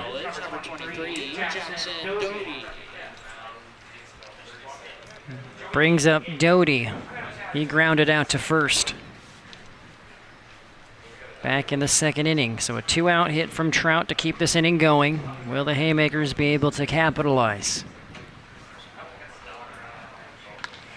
Nice hit by Doty, but a better play by Carrick at second to get that 3rd out. So no runs on 1 hit, no errors, none left on. It remains 4-0 as we head to the bottom of the inning here on NCN. Get hot summer savings at Schaefer's. Up to 18 months interest-free financing. Huge appliance rebates and savings in every department. Save on our great selection of in-stock Whirlpool and Maytag appliances, including energy-efficient washer-dryer pairs, refrigerators, dishwashers, and ranges. Plus, purchase 2 or more Whirlpool or Maytag appliances and get up to $500 in rebates. Hurry in for hot store-wide savings going on now at Schaefer's. You have a business, and you are doing everything to make it run just right. But wouldn't it be great if you could talk to someone with good business advice? Someone with practice and perspective, experience. That is us. We are here to help you grow. Madison County Bank.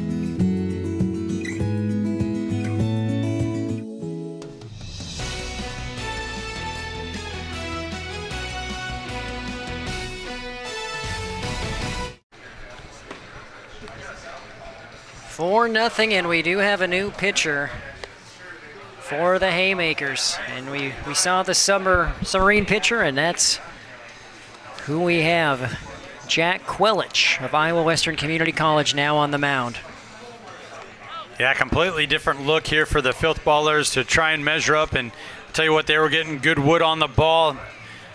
Methodical, calculated at bats earlier in this game, generating 4 runs in the first 3 innings, looking to add to it, but a little bit of a curveball, literally, here with the submarine pitcher and Jack Quelich. Your attention, please. Now pitching for the Haymakers from Iowa Western Community College, number 9, Jack Quelich. Well, this inning is brought to you thanks to Multicare Spine and Pain Center, your partner for pain and rehab solutions. So Quelich will face off with Landon Geezer here to start off the inning. Man, there is a lot going on there in that delivery. Keeps the ball behind his body for a long amount of time.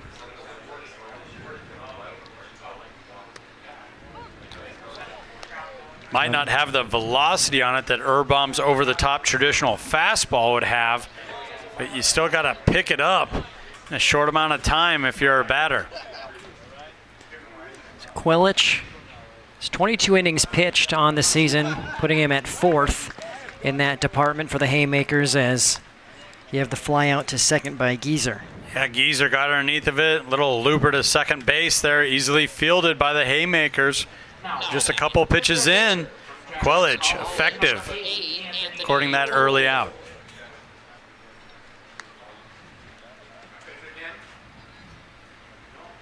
And Quelich with a 1.59 ERA on those 22 innings pitched. He certainly likes to keep them inside. Sat down just 9 batters, so he definitely pitches to contact, but again, it's just that unorthodox delivery and the way it comes in that throws batters off. Except on that occasion. Well, in that time, he really changed it up, kind of quick pitched it. Didn't go with that true full submarine. Almost tried to sidearm it. As you mentioned, left it way too far inside. Hits the catcher. Pull, and he's going to get a courtesy runner here. So a little bit of an opportunity for the Filthballers. They get a speedster out on the bases.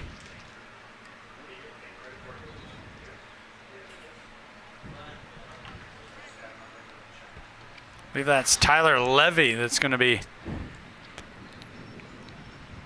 He's sort of that base running specialist. We've seen it all summer long for the Filthballers. It's Nolan Christensen now at the plate.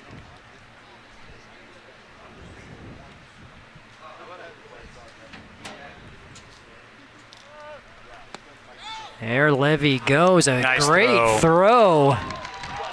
And that was after a very good jump, so what a rope coming from Golden. And you don't see it there, but the exchange from mitt to hand, Golden was spot on. Already setting up that throw before the ball was even delivered to his glove. Great piece of catching there. So 2 down now. 2-1 here to Christensen. You see, that's an opportunity where the Filthballers, they can get aggressive. They have 4 runs to play with here. Try to pour it on, trying to steal a base, get a guy in scoring position. So it's a little bit to be expected there. Haymakers were sitting on it. Nice job getting the second out here.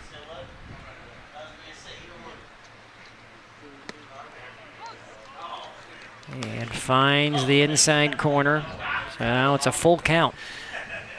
Nolan Christensen was trying to sell it as a ball, but the umpire not buying it. They don't like that either.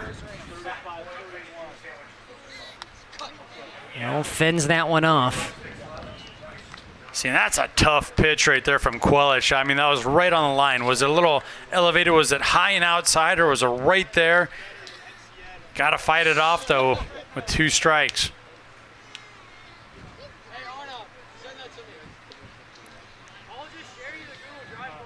And fouls that one as well.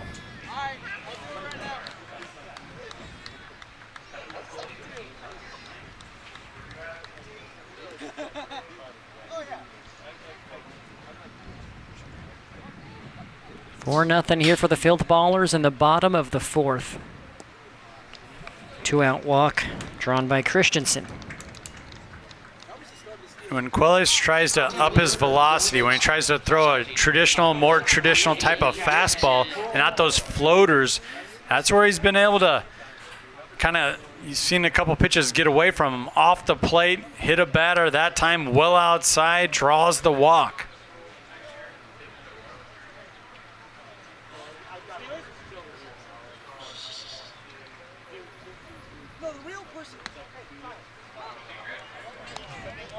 That one goes all the way across the zone and catches the outside corner. Give catcher Ryan Golden a little bit of credit there. Did a nice job squaring that one up for the umpire. So Horn goes right up the middle. Play made by Brem. So no runs, no hits, no errors. It's 4-0 as we head to the 5th here on News Channel Nebraska. Hard to find new Jeep Gladiators in stock with a $1,000 cash allowance. Over 100 new Jeeps in stock with more on the way during the Make This the Summer event at Midway Chrysler Dodge Jeep Ram in Kearney or thinkmidway.com/CDJR. I think our customer service is second to none. We take care of everyone that walks through that door. We're here to help. We'll get to know you and we'll care about you. I love helping people toward better health. I think what makes USAVE unique is that we're small enough and we're locally owned. We know most of our customers. They're our neighbors and friends, so it's really rewarding to get to work with them and make them feel better. Trust your local USAVE pharmacy, part of the Health Mart family of pharmacies. We say that we are a community bank, and we truly are. We started as a single bank in Pilgrim, Nebraska, and now we've grown into 9 different locations with 10 different branches. But we've kept that community feel, that at-home feel when customers walk in the door. We want them to have a great experience so that as their family continues to grow and goes on to generation, they're coming back to Midwest Bank where mom and dad or grandma and grandpa started their first checking account or got their first loan, because that's the Midwest Bank way.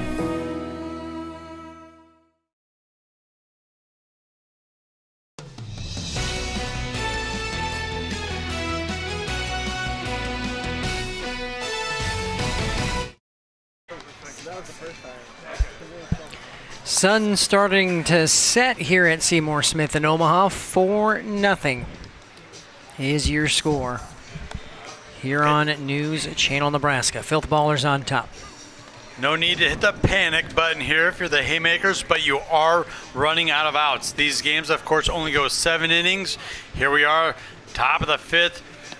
Haymakers got to make something happen here. Start chipping away. Get back into this one. Close the gap. And C.J. Fleeman, just so far a great performance on the mound for the Filthballers. Yeah, real gritty performance. You know, we've seen a couple of his, knuckleballs, curveballs get away from him, but he bounces right back, delivers a couple of strikes, gets himself out of jams, and the defense playing really solid behind him as well.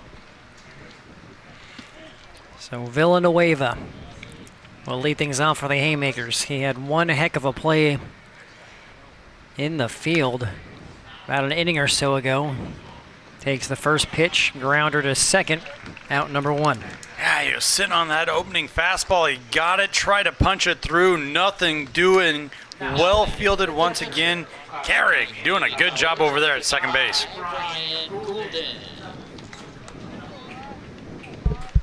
Now Golden at the plate. Gunned down a runner from behind the plate this past half inning. And that was a big out because the Filthballers are looking to pour it on, get a guy 90 feet closer in scoring position. Ryan Golden, aware of the situation, came up throwing, gunned him down at second. And Golden is 0 for 1 so far, struck out his first at bat. Breaking ball inside.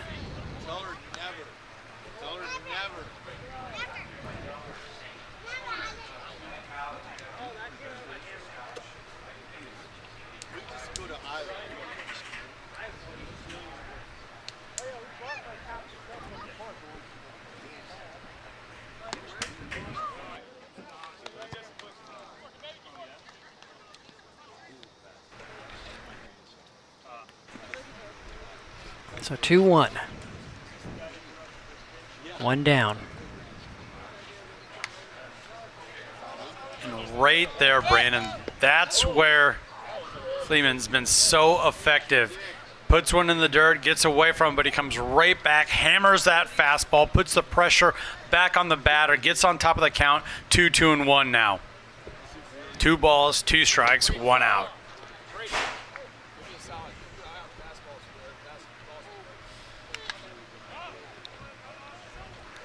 Another fly ball to center. Easy catch made for Christensen. And another well-executed pitch. That time getting inside, in on the hands on Golden. Develops another looping high fly. Easy fly out for the center fielder. Zach Tanabe. Now batting with 2 down. He reached on air back in the third.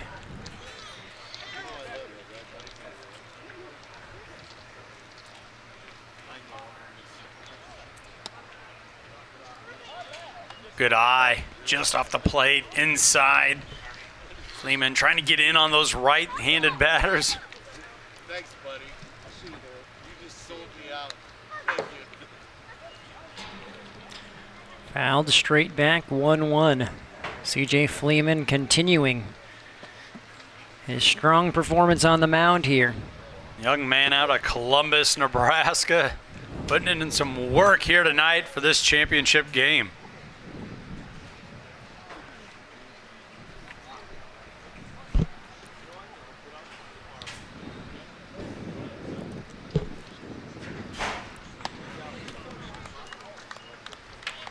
And he wanted that one, knew he left it high though.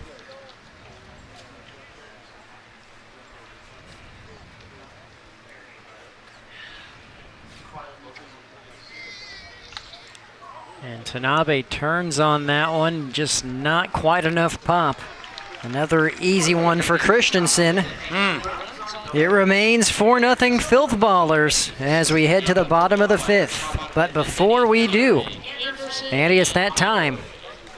Let's get into it. Nebraska Brewing Company trivia question. I'm going to let you have it here. This Omaha Central and Creighton grad burst onto the scene with Oakland in 2015 as an ambidextrous pitcher.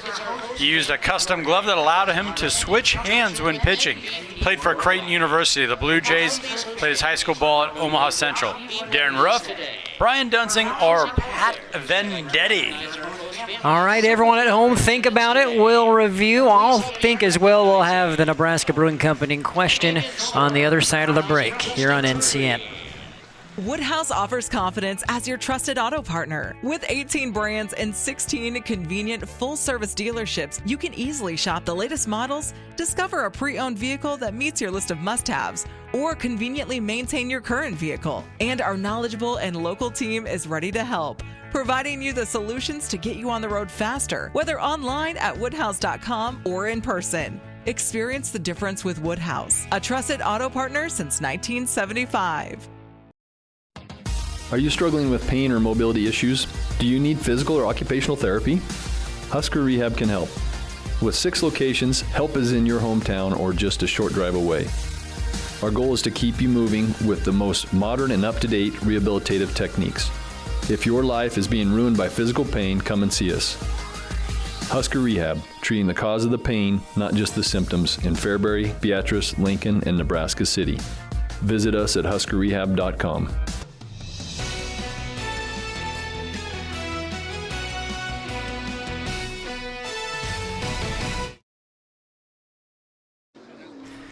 Welcome back.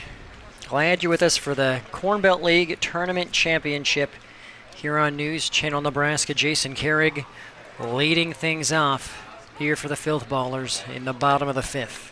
Takes that first pitch, but it just kind of hovers on the outside corner. Good for the strike.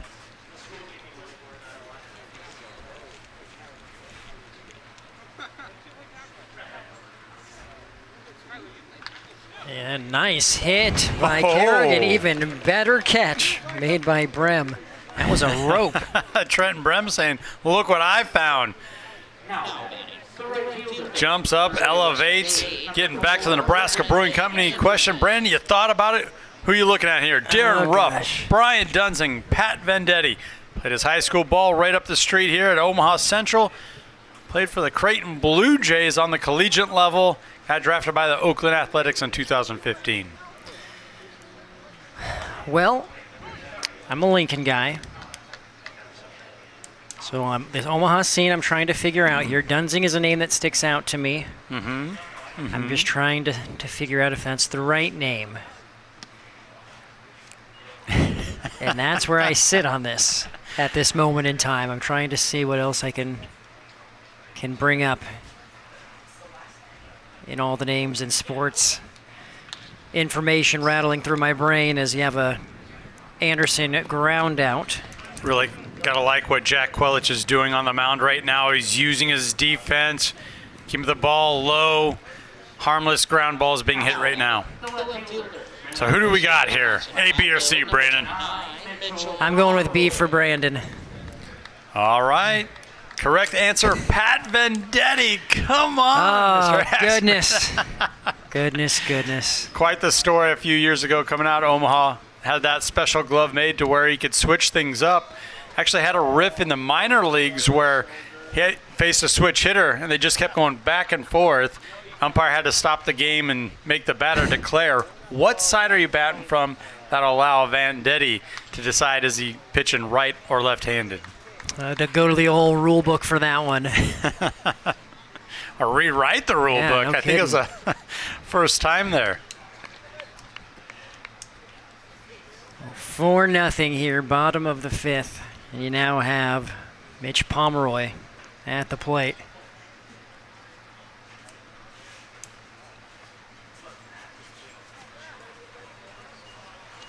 Really good movement there, working from left to right as you're looking from it behind the plate. Just a little low. Pomeroy takes the pitch, gets that initial ball, 1-2 count.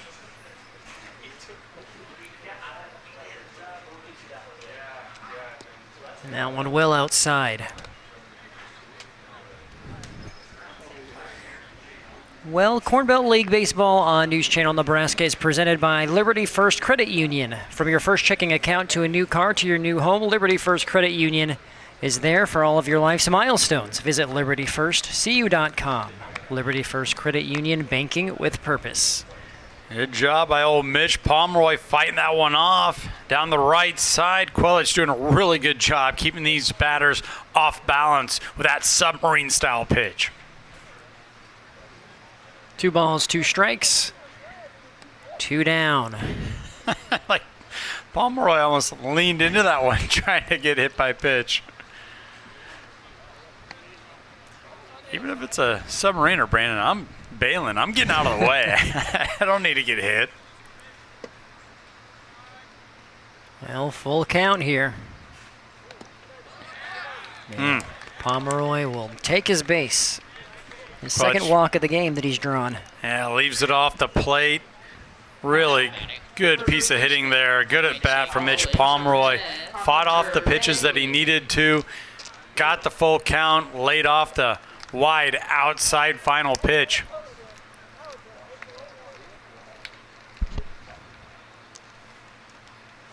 It's now Hunter Babe. It's going to be tough. And he drops that one in there. Off the inside of his bat. 2-out single. See, and you can tell Quelich, I mean, the hitters are not comfortable right now. They're not getting real good wood on, but every once in a while you put the ball in play, good things happen. Babe able to loop one over the shortstop. Good for a base hit. Advance the runner to second as well. That's Trace Mahacek.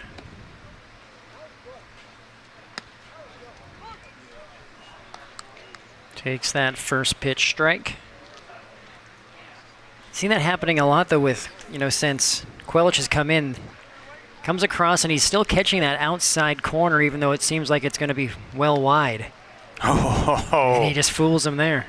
Yes, he does. And he's got that off-speed working for him so well, and he kind of shortens up his delivery when he goes to the fastball. So that's another thing that the batters, these hitters, have to be aware of and account for.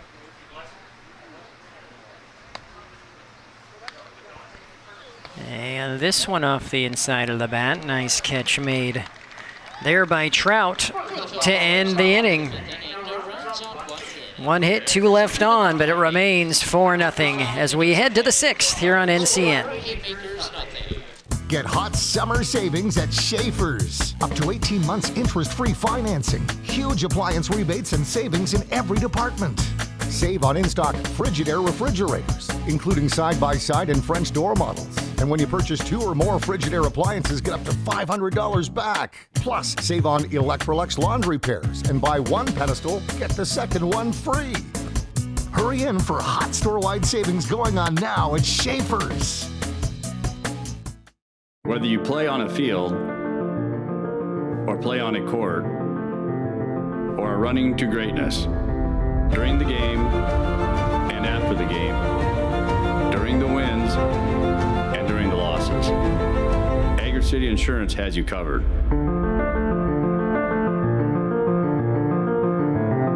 Here to help you insure what matters most. Agri City Insurance.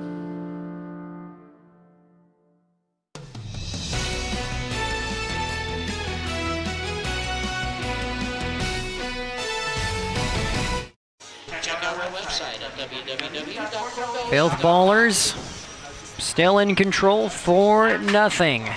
Haymakers at the plate. And they are trying to figure out a way to get something going offensively here. Just 2 hits thus far.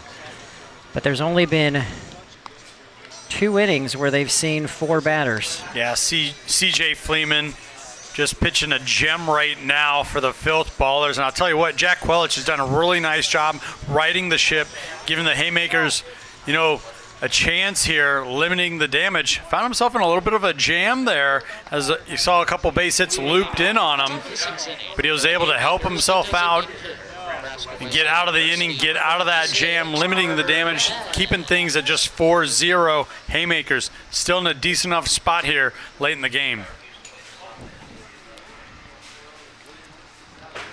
Carter Betts leading things off as the DH.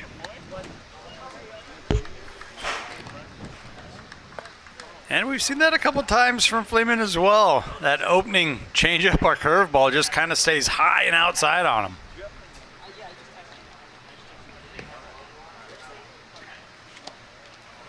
That one in there for strike 1. And that's been something with great consistency. If he gives up that first pitch on a ball, he comes back, rocket fire with that fastball, delivers a strike.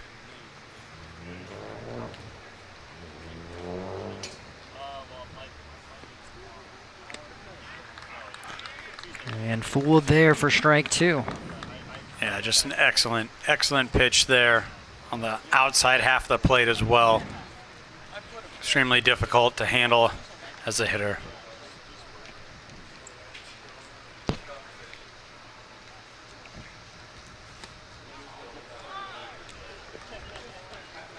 Betts thought about it. A little bit of a half swing. Got to protect. 2 strikes on the board there. Good job, though. Laying off, taking the pitch.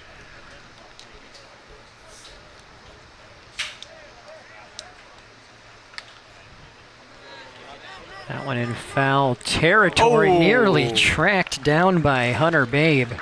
That would have been some play should he have gotten to it.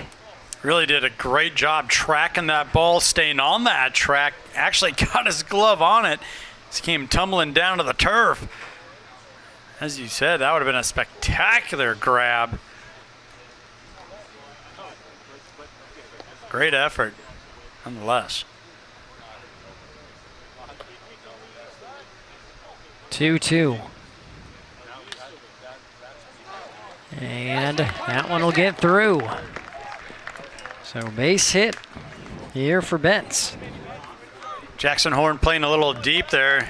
Just the placement of that and how the infield, that grass, might be getting a little dew on it here later in the evening.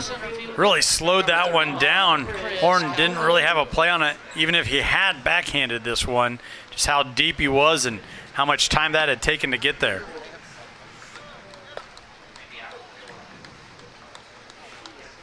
So here we go, the Haymakers get that first runner on board, that first batter on board. So we see Calhoun square around here. And I think Fleeman was right, throwing that back to first base. Haymakers might have been trying to steal one there, advance that runner.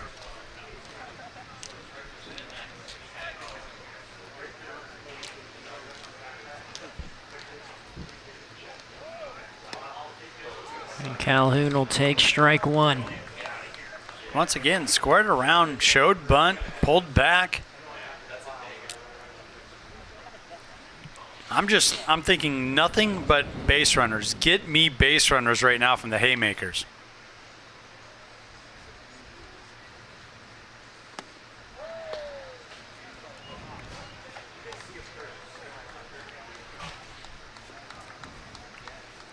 And Calhoun at the plate. He flew out to short back in the third. But you get to Calhoun, and after him, you're back to the top of the order for the Haymakers.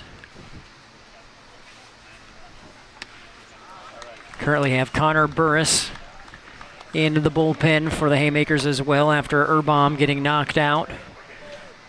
Maybe more of a committee approach.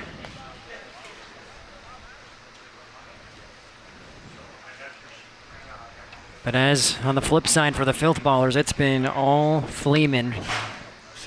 Got the start, and he's going strong here into the bottom of the fifth. Yeah, he's just been on cruise control really all afternoon long.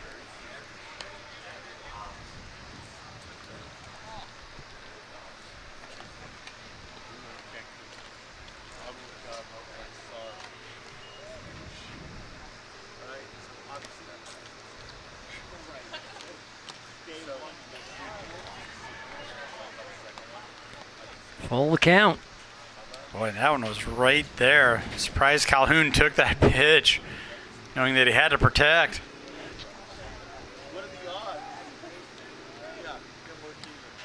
Whoa. And it goes down swinging for out number one. Fooled him once again. That's just showing a lot of confidence in all 3 or 4 of your pitches. CJ Fleeman continuing to cruise from the bump here tonight.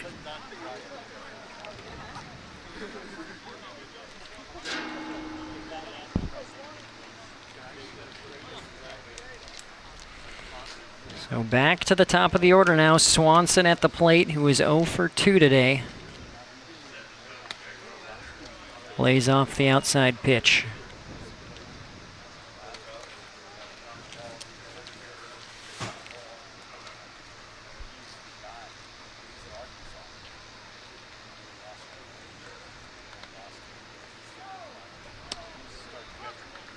And Fleeman comes right back with a strike.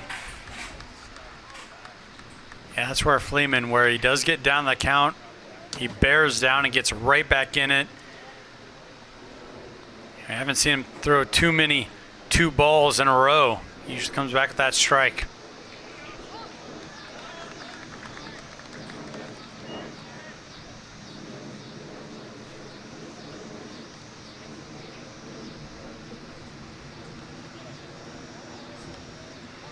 One ball, 2 strikes.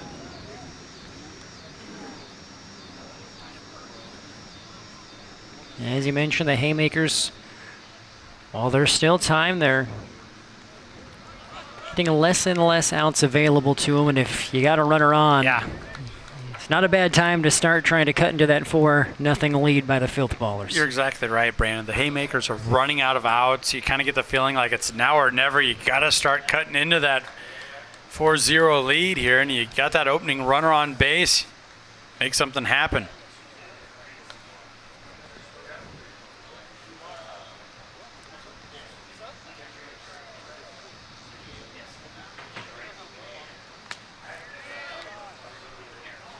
And just outside, and they're saying that Swanson didn't go. Excellent job laying off, taking that pitch, filling up the count. For getting down early, Swanson's done a pretty good job battling back here, forcing the full count.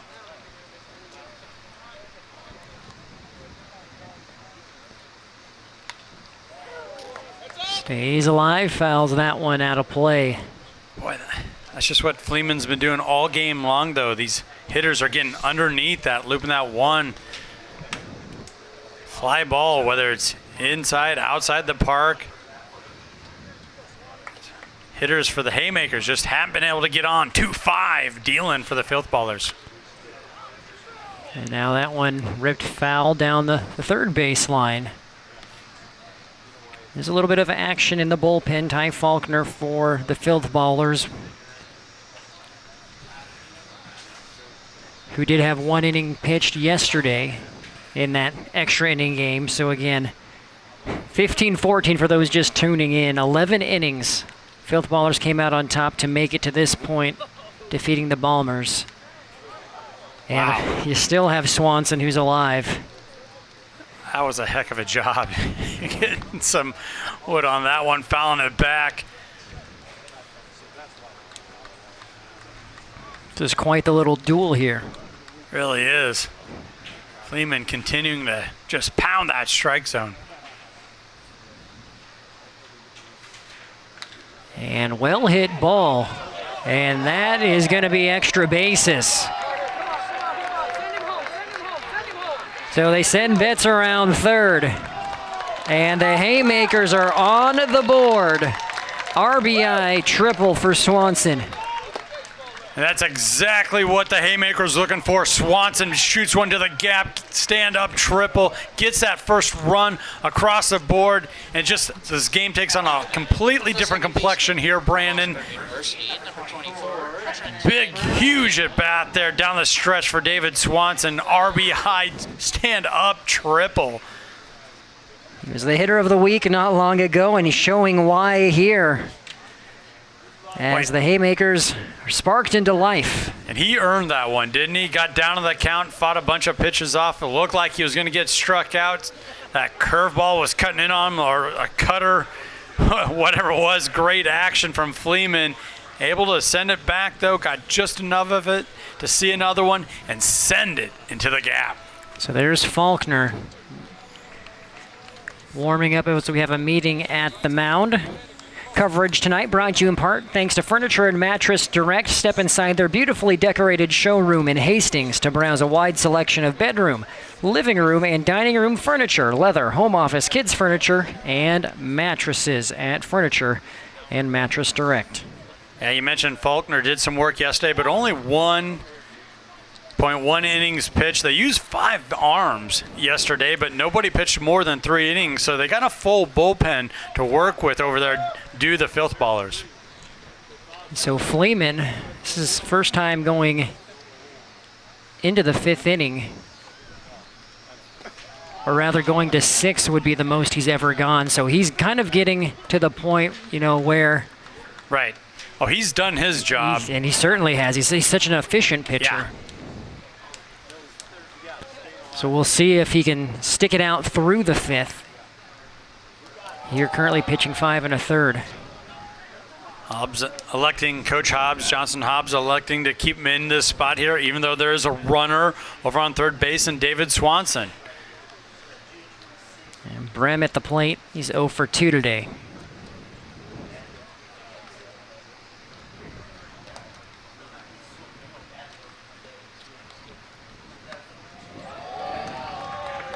That changeup just stays elevated high and outside.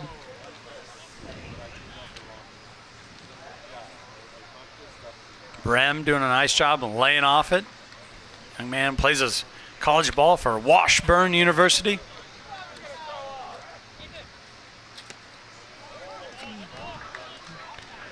Fleeman battles back to find the zone, 3-1. This is where Fleeman's been able to utilize his cutter, his curveball at times. Great confidence in all four of his pitches, but I'm sitting on fastball. Fly ball, it's right in that danger area, but nice catch made by Jackson Horn. You do have Swanson, though, who tags up.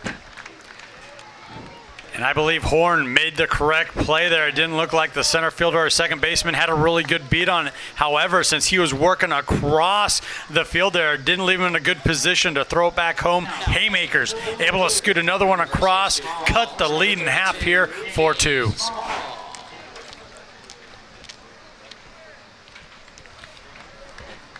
And so you look at Fleeman still staying out there. These, when you look at these two squads, they're teams with solid pitching staffs and have deeper pitching staffs, which is, it's funny how that works, that those two teams end up in this position to play for the championship. I was talking to some folks a couple of weeks ago where the Haymakers right in the middle of that run. Like, they have back-to-back pitchers of the week. And a lot of times when you can do that, your record will tend to go the way of a few more wins, and that's exactly what the Haymakers are doing. Strong staff and bullpen. We're seeing that here tonight. Well, and each of them, with 4 to 5 pitchers who are pitching a sub-4 ERA, that also tends to help when you have more than 1 or 2 capable and competent pitchers on your staff. 1 ball, 1 strike here to Small. And Small got a piece of it, and it drops in there.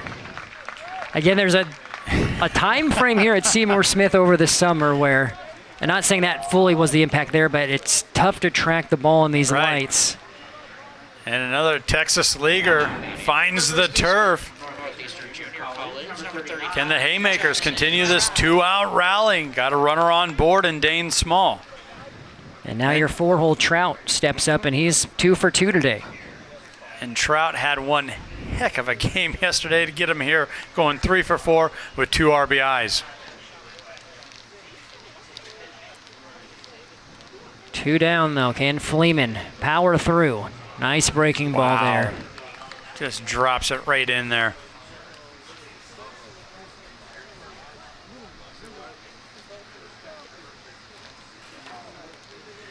Yeah, Trout doubled in the second, singled in the fourth. Lays off the outside pitch.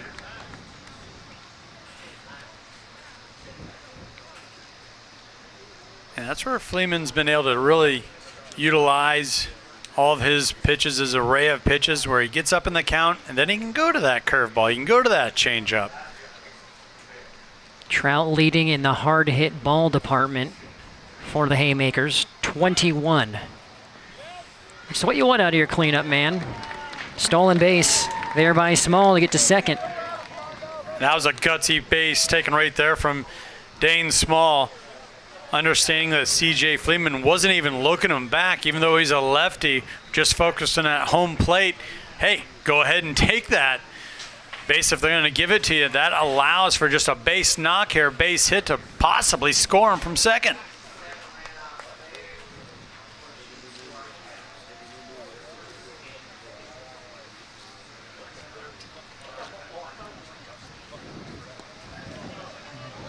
And that one inside. 3-1 now to Trout. Oh, and this is what Trout's been looking for all evening long. This 3-1 count, understanding that Fleeman has to bring it to him here, has to bring one down the pipe.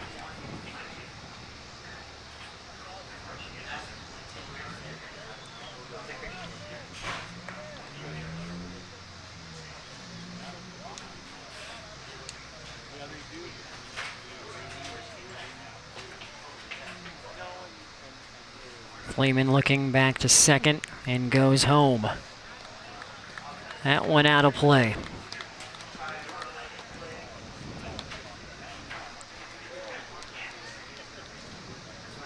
First time all night that Fleeman's really been challenged here now in the sixth. Yeah, kind of finds himself in a jam here. There are 2 outs, though.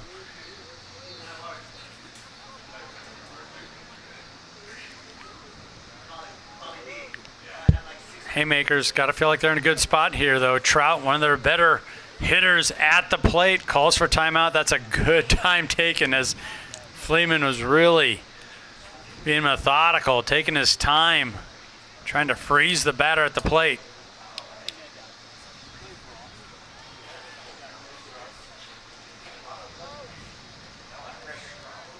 Fleeman going 5 2/3 now, as Trout fouls that one away. And Trout was sitting on it, just snuck it by him.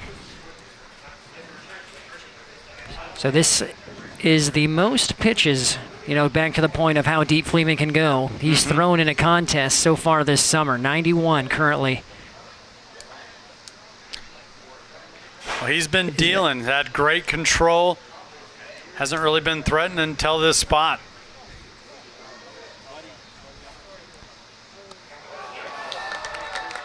Yeah, that was close. Oh. But it's going to be inside. Trout draws the walk. That was one heck of an at-bat. Gutsy at bat there for Trout. Fought off a bunch of pitches. Kept composed, and now that we're seeing Coach Hobbs walk towards the mound, you got to feel like that might be it for C.J. Fleeman. And if that's the case, great performance by the young man. Almost getting through 6. So he'll be done. As you see, that paint. Well, round of applause for Fleeman. Goes 5 2/3 as the Filthballers lead 4-2 here with 2 down in the top of the 6th. We'll take a break. Come back with the pitching change here on News Channel Nebraska. Time is running out on the limited-time $3 million Factory Direct Furniture and Mattress Sell-Off at Ashley Home Stores of Central Nebraska. Don't miss your chance to shop extreme price cuts on furniture and mattresses store-wide. Hurry, the end is near. Time is running out at Ashley Home Stores of Central Nebraska. What does farming mean to you? For most, it's hard work, dedication, and livelihood. Unfortunately, that also comes with risk. At Nebraska Crop Insurance in Beatrice, they know the non-stop dedication involved to keep your family protected from that risk and ensure their livelihood. Not only do they know everything about the coverage you need, they're also farmers themselves. So protect what means the most to you with the agent who knows what it means to be a farmer. Nebraska Crop Insurance, 615 Dorsey Street in Beatrice. Have you ever wondered what's behind the doors of Valley Vet Fashion Direct in Marysville? See, this isn't just a vet supply store.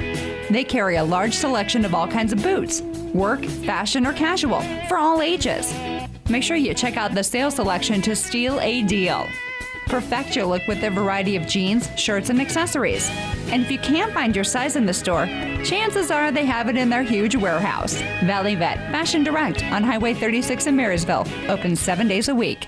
When you want to wear your pride on your sleeve, true Nebraskans turn to NebraskaScreenPrinting.com for the latest screen printing and embroidery design. View hundreds of designs or upload your own for any school activity, sport, booster club, or business. We can do it all in whatever color your pride comes in. Get your group order in for your event or team at NebraskaScreenPrinting.com today for a fast and convenient turnaround. We're custom sports screen printing and embroidery at NebraskaScreenPrinting.com. Proud to be Nebraskan. Junior College, number 23, Jackson Doty. Welcome back. Ty Faulkner on the mound for the Filthballers here, trying to get out of this 6th inning. And that first pitch, it is down.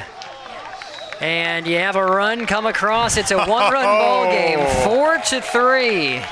Doty sitting on that fastball, got a hold of it, drove it into center field. Looked like a play might have been had on it. Was not. Drives that runner home from second base. Great execution from the plate for the Haymakers. Get another look at it right here on the Husker Rehab replay. He saw the umpire right away calling it safe. He saw the ball down. Good for that, Ribby. Things starting to tight up here, Brandon. 3-4 in this championship game. So Doty, 1.055 OPS, and he's very good on the base path with that speed. And that is a big hit for the Haymakers, making it 4-3. Didn't take him long. New pitcher, no problem. First pitch, swings at it. Knocks in the run, brings up Alec Villanueva now.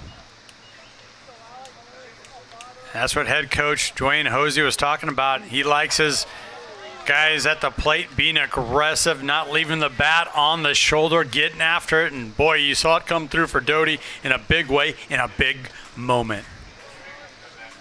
And we mentioned Faulkner. He pitched yesterday, just 1 1/3 innings. And it's all part of, Hobbs' plan. We can pitch you some, but you're not going to get over a certain count, which allows you to still be able to be effective should we need you tonight. Yeah, so they got that.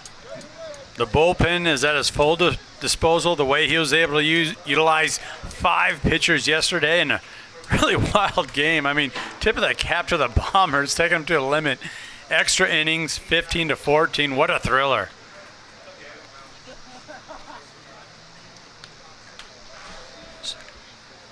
So typically Faulkner is one of those specialist pitchers, comes in and stays under that 45 mark.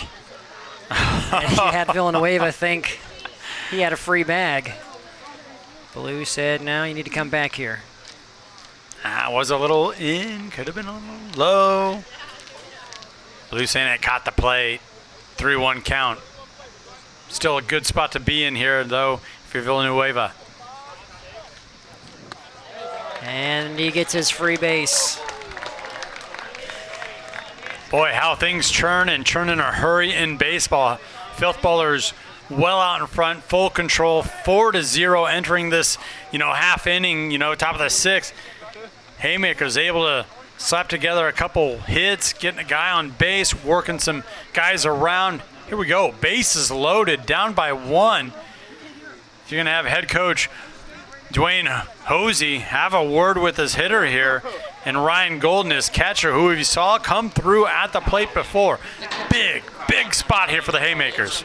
So that is Faulkner's 12th walk of the season, and he's going to need to short things up here. Ryan Golden at the plate. He is 0 for 2 tonight. The big issue for the Haymakers, they're a very solid offensive team. It's just sort of getting production from the bottom portion of their lineup, and I tell you, if they get it now, in this spot, they're going to be sitting pretty decent. I mean, it took them a long time, but they finally did get to Fleeman. Took up to this point, but now that they're getting into it, you can just feel and see the confidence at the plate. Grounder to second. And the play is made by Carrick. 4-3 put out, but the Haymakers have made this a ball game. Filthballers 4, Haymakers 3 as we head to the bottom of the 6th. Claybaugh Pharmacy provides you with all the pharmacy options a person would need. As a full-service pharmacy, we give you all the traditional options, but also have the modern technology to maintain your profiles. Maybe you're busy. Head to claybaughpharmacy.com.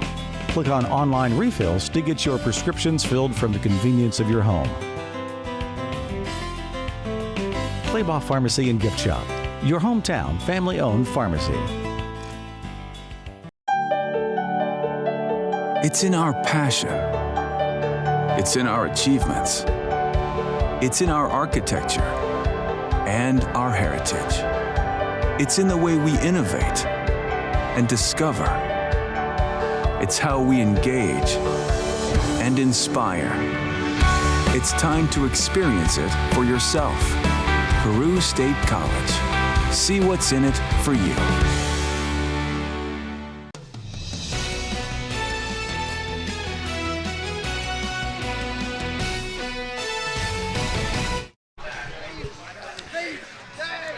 one-run ball game here on the 2022 Corn Belt League Tournament Championship on News Channel Nebraska. Bottom of the 6th. The Filthballers had a comfortable or fairly comfortable lead, you'd say. It's less comfortable now.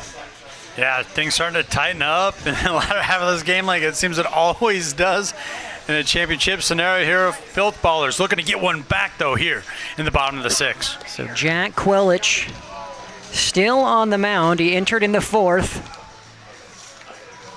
And now he's looking to make it 3 innings pitched for the Haymakers.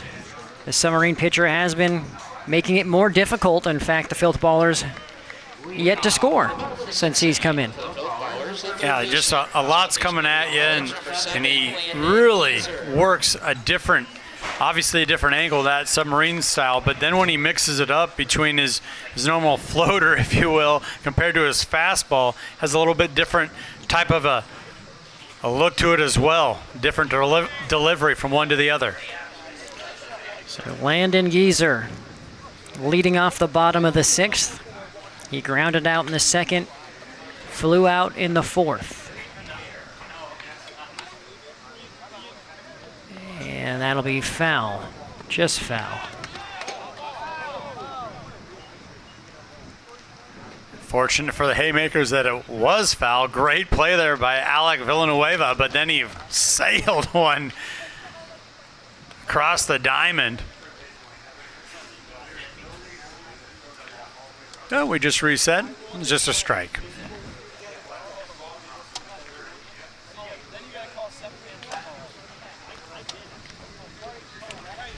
So 1-1 here to Gieser.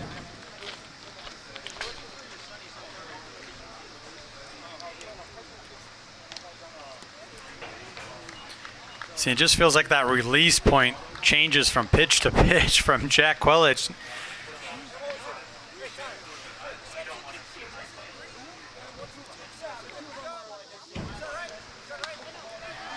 And Gieser, right up the middle, drops it in there for a leadoff single.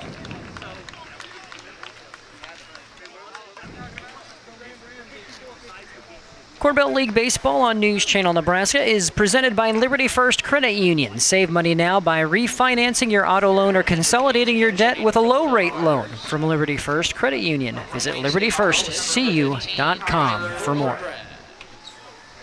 That was a well-hit ball there from Gieser, squaring one up, driving it right back up the middle of the field. So you have Tyler Obrecht, pinch hitting, Wayne State College product. He's getting his first opportunity at the plate.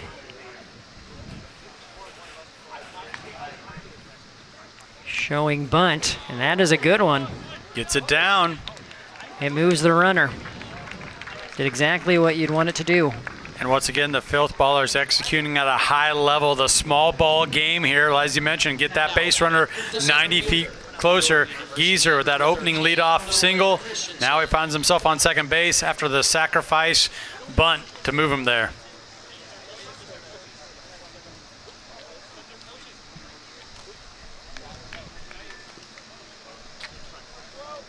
So with that, Nolan Christensen at the plate.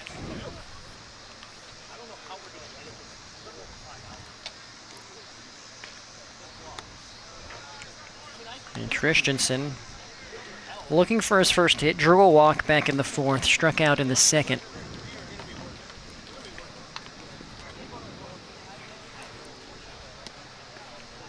Just outside there. Christensen being a really nice job here, being disciplined, taking a couple pitches, getting up in the count.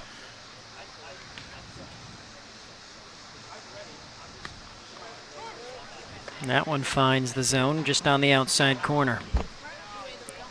It just kind of feels, standing behind it, that it's just going to keep drifting to the right just because of all that movement that it has.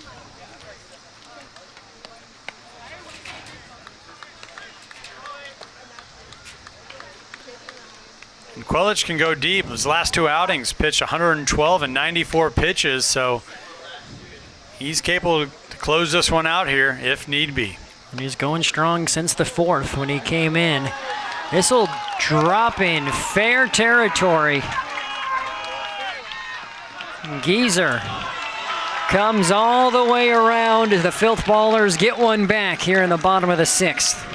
Fine piece of hitting, not trying to pull it, not trying to do too much with it. Goes opposite field, good for the double. More importantly, gets Geezer from second to home.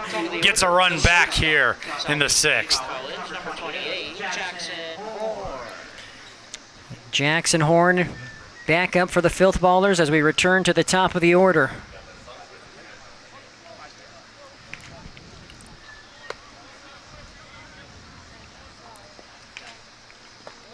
Gotta love it when you get that type of production from your 9-hole hitter. Going down, getting one opposite field, and a big RBI late in this game.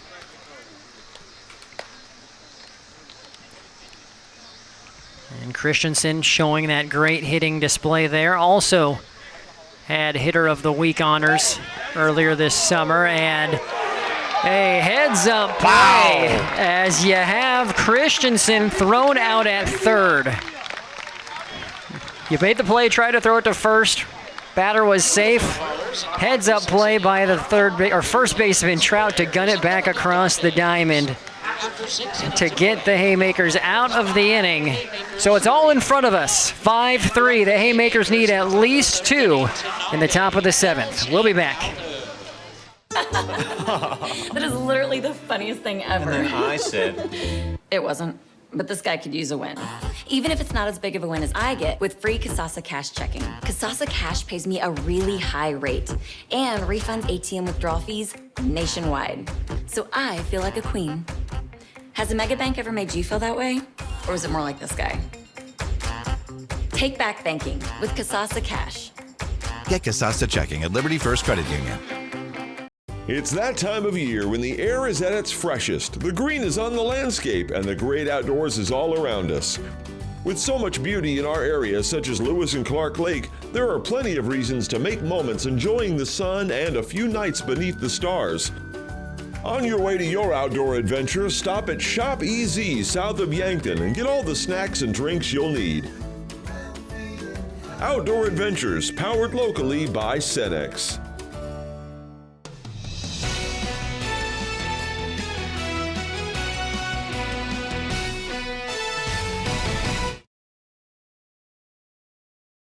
You don't see this too often. The 5-3, 5 double play. That was called an out, and then you have this tag there. So want to make sure we got that all laid out. 2 outs on that play. What a defensive turnaround for the Haymakers. And they now have themselves in a position with 2 down to keep this one going. Yeah, we knew the arm strength from Alec Villanueva thrown across the field from third base. Heads up play from the first baseman, Trout, to gun it back over. You also have the shortstop covering to help make that happen. A lot of moving parts defensively for the Haymakers to give themselves a shot here in the bottom of the 6th. And it's Zach Tanabe leading it off. 0 for 2 tonight.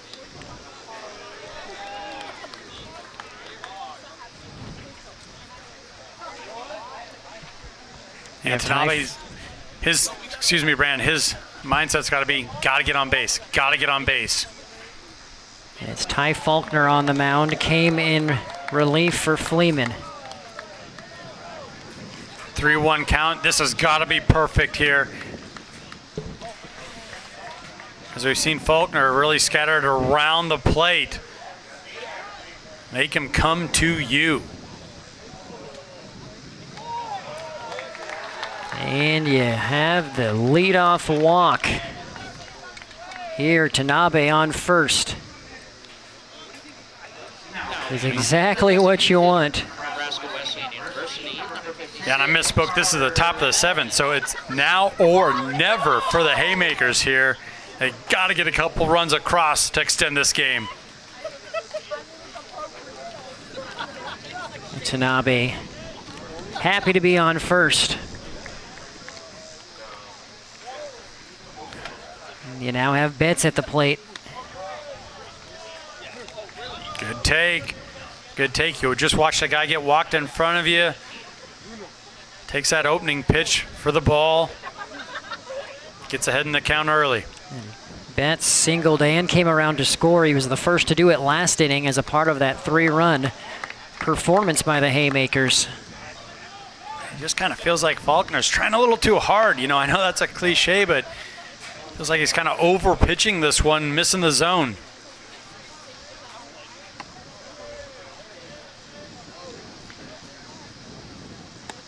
And there he comes back and hits it.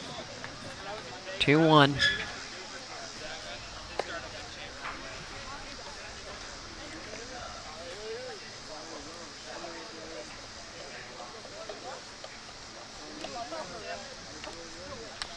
And this one put in play. Uh-oh. And you have Betts who beats it out. And now the question is, you know, should have you made that play or was it going foul? Right. Geezer got put in a really tough spot there. You know, you're always kind of told as an infielder, if you can field it, field it. But the way it was taking him off the field of play there could have gone foul and put himself in a really tough spot to make this throw, turning his body around. You know, that was on the line there. You got to think, good on the young man, excellent backhand. But the Haymakers in business. Go ahead run at the plate.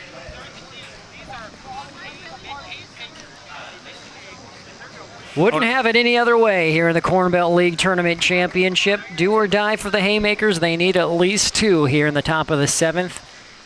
They have runners on first and second, no outs. Oh, and by the way, yeah, no outs. And they're about to get to the top of the order. It's Chris Calhoun rounds it out. And you go back up to the top. A nice opening pitch there. Excuse me, actually, this isn't Chris Calhoun. Carter Borkman. Pinch hitter. Carter Borkman, like you mentioned, a Nebraska Wesleyan product. Welcome to the game. No pressure.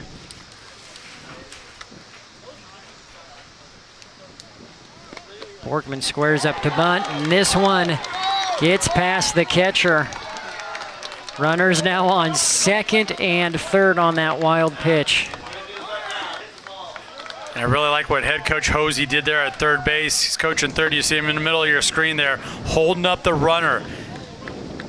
That run doesn't matter. It's the one behind him, so don't risk getting out, only pushing the game to, 5-4. You need this thing to go to 5-5 to get into the bottom of the 7 to extend the game and get to another at bat.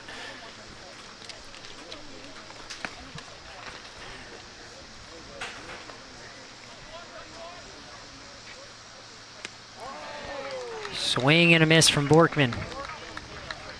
Fooled him with the off speed.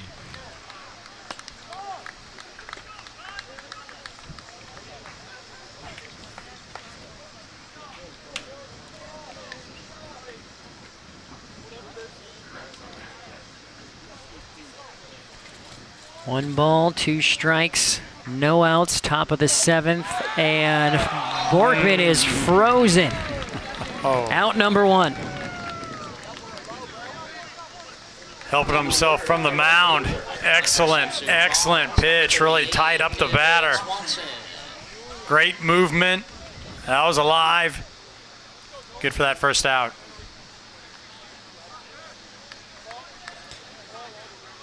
David Swanson, the leadoff man for the Haymakers at the plate. He had an RBI triple last inning. Oh, just off the plate was Faulkner. Yeah, and you gotta believe old Swanson wouldn't mind another, base clearing triple right here in this spot.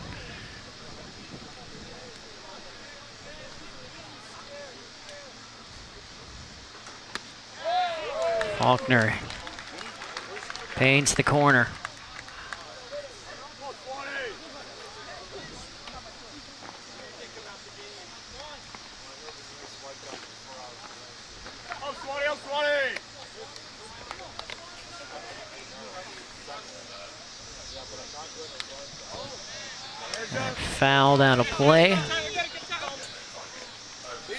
A It just felt like Swanson got the pitch he was looking for, unable to square it up, sends it foul. Find himself in a little bit of a hole here, down 1-2. Wouldn't be surprised if Faulkner goes that cutter that we've heard so much about. Low and outside. And that one gets past the catcher. It is a 1-run game on another wild pitch. Also allows the runner from second to advance to third. Tying run 90 feet closer. Talked about that slider being low and outside. A little too low, a little too far outside, Brandon. Tanabe scores. It's 5-4 Filthballers. Still only one out with Swanson at the plate.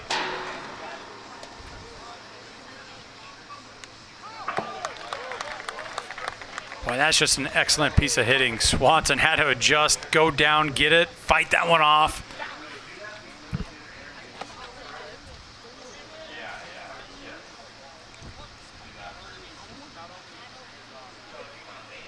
Crowd getting their money's worth here tonight.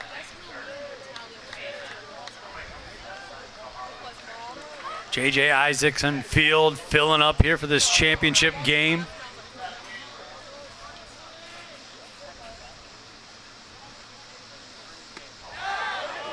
That one close. If it wasn't for that late movement that goes in towards the plate there, away from these right-sided hitters, right-handed batters, wouldn't even been close. It was that late movement that brought it back in. Full count. And a free base for Swanson. Boy, I tell you Drama what, here in the 7th. That was one heck of an at-bat there for David Swanson. Found himself dead to rights in a big hole early in the count. Fought off some really tough pitches. Draws the walk, and oh boy, Johnson Hobbs is going to have a trip to the mound here. I think we might see another change from the bullpen. And it looks like Corey Palmer will be coming in here in the top of the 7th. 1-run ball game. Championship on the line. We'll be back here on News Channel Nebraska. Shop Columbus Motor Company during the Make This the Summer event for the new vehicle. They have a great selection of new Chryslers, Dodges, Jeeps for work or play, and Ram tough trucks that can handle any job you've got. And they have a 5-day money-back guarantee in case you're not completely satisfied. Stop by their dealership at 2806 23rd Street in Columbus or shop them online at columbusmotorcompanyne.com, where you'll find one low price, plain and simple, always.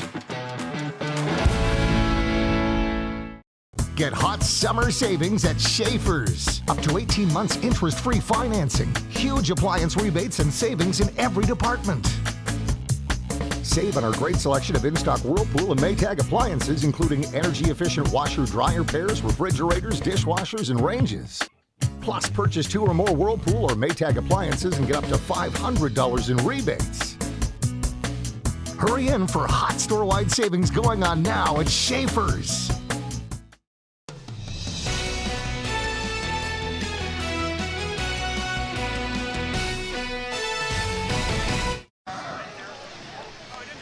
Welcome back.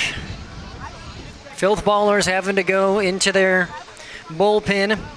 This is now the 3rd we've seen, and it's Palmer. Corey Palmer of Southeast Community College, and like Faulkner, he also was forced to pitch, or needed to pitch yesterday in that 11-inning ball game where the Filthballers came out on top 15-14 over the Bombers. So Palmer in that contest pitched 3 innings. So you're seeing a little bit of attrition from, having that extended game, having to use a lot of arms and pitches, and now you need to call upon them again here in the championship. This is why Johnson Hobbs always tries to create a team or put together a roster that has that deep bullpen for situations just like this. You mentioned Palmer pitched yesterday, and he had a tough go of it, Brandon, pitching 3 innings, got batted around a little bit, 6 hits, 5 earned runs in that 3 innings of work. So coming off just a little bit of rest here. You know he can go further than 3 innings. They're going to need him in a really tough spot here. Runners in the corners, only down by 1, only 1 out. And because of, the situation we're in and how much Hobbs is expecting to get out of Palmer here, you already have Wing warming up in the bullpen, who also pitched yesterday. So now you're really getting to the chess of this game, depending on how things play out. Ideally, Coach Hobbs is hoping that Palmer just shuts this thing down and wrap things up here in the top of the 7th. Yeah, both these coaching staffs doing an excellent job playing cat and mouse with one another, but it all comes down to executing pitches, executing at-bats, and we've seen that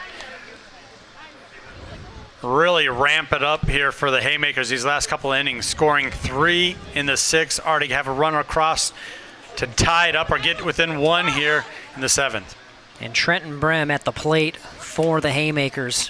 He said, what Coach Hobbs wanted? Well, Coach Hosey said, I don't want that. I want to get a couple runs across, if not more, put this one away on our end, and there you have a stolen base. Yeah, a little bit of a pitch out there. Jackson Horn cut that one off, looking to cut off the runner going from 3rd to home. Haymakers don't take the bait. Now they got runners on 2nd and 3rd. And interesting, too, we talked about, the coaching cat and mouse now, and you talk about Johnston Hobbs and Dwayne Hosey and, their experience at the professional level and, in the minors and, just being able to draw on decades upon decades of different situations that they've been a part of as players and on coaching staffs, and now having it all come together here in this contest.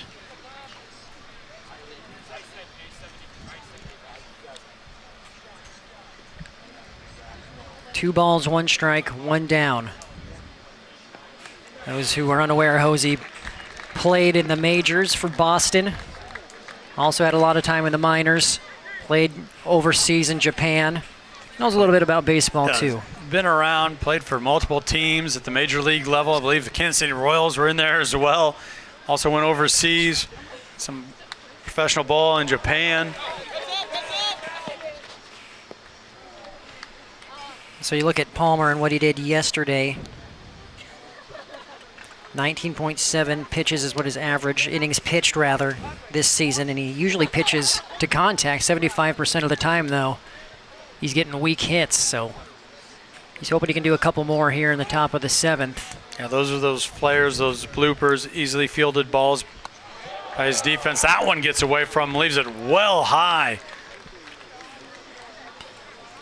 For ball 3, fills it up.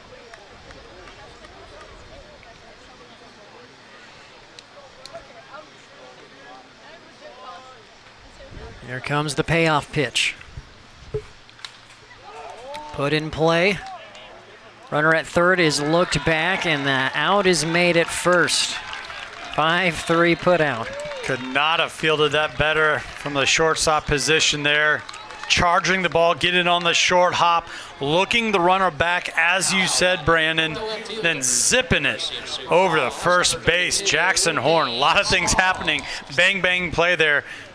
Able to get that second pivotal out here. 1 step closer to closing this one out. Excuse me, 6-3 put out. Small now at the plate. Your 3-hole batter. 2 down. Boy, and this is one of the guys you want at the plate if you are a Haymaker fan. Yesterday going 2 for 3, scored 2 runs, swinging a hot bat. Singled last inning, came around to score. Oh, and the off speed drops right in there. Good movement. Palmer sneaking one in there for strike 1.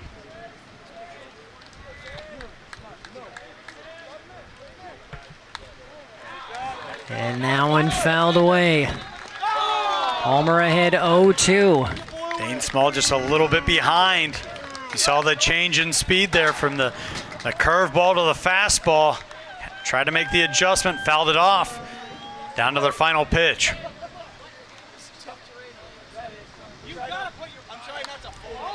And this one sent to center. The catch is made. And the Filthballers get the victory, 5-4. They are now the 3-time defending Corn Belt League tournament champions. Congratulations to head coach Johnson Hobbs and all the Filthballers. What a game. Had that early 2-run lead. Got it up to 4. Really went on cruise control in the middle portion of the game. Able to hold on. They go to their bullpen. That pitching staff that we've seen all season long comes up huge for them down the stretch here. I was able to hold on 5-4 in a thriller of a championship game. Johnston Hobbs does it again. Shakes hands with Dwayne Hosey. Again, you look at Hosey. I'll just take over the team, 3 weeks ago. I'll get him to the championship. So, hats off to the Haymakers and everything Coach Hosey did as well. But when it's all said and done, it's now a three-peat for the Filthballers. Regular season and tournament champs once again here for the Corn Belt League. Stay with us. We'll be back with our post-game show and wrap things up here from Seymour Smith. At Columbus Community Hospital, we understand the needs of a growing family. That's why we are proud to introduce our new maternal child health department. We designed the unit with you in mind. It has suite-style rooms, a larger neonatal intensive care unit, postpartum rooms, a surgical suite, and upgrades that provide a more modern and comfortable space. When it's time for you to expand your family, we hope to see you in our new expanded maternal child health department. At Elkhorn Valley Bank, we believe in local. It's something we live by. It's something we're proud of. It's helping our neighbors grow like they've helped us, supporting families, investing in lives, and creating prosperity. Local means making decisions that grow and improve surrounding communities we call home. Investing in our nonprofits and giving back. Elkhorn Valley Bank and Trust, great for you, great for your community.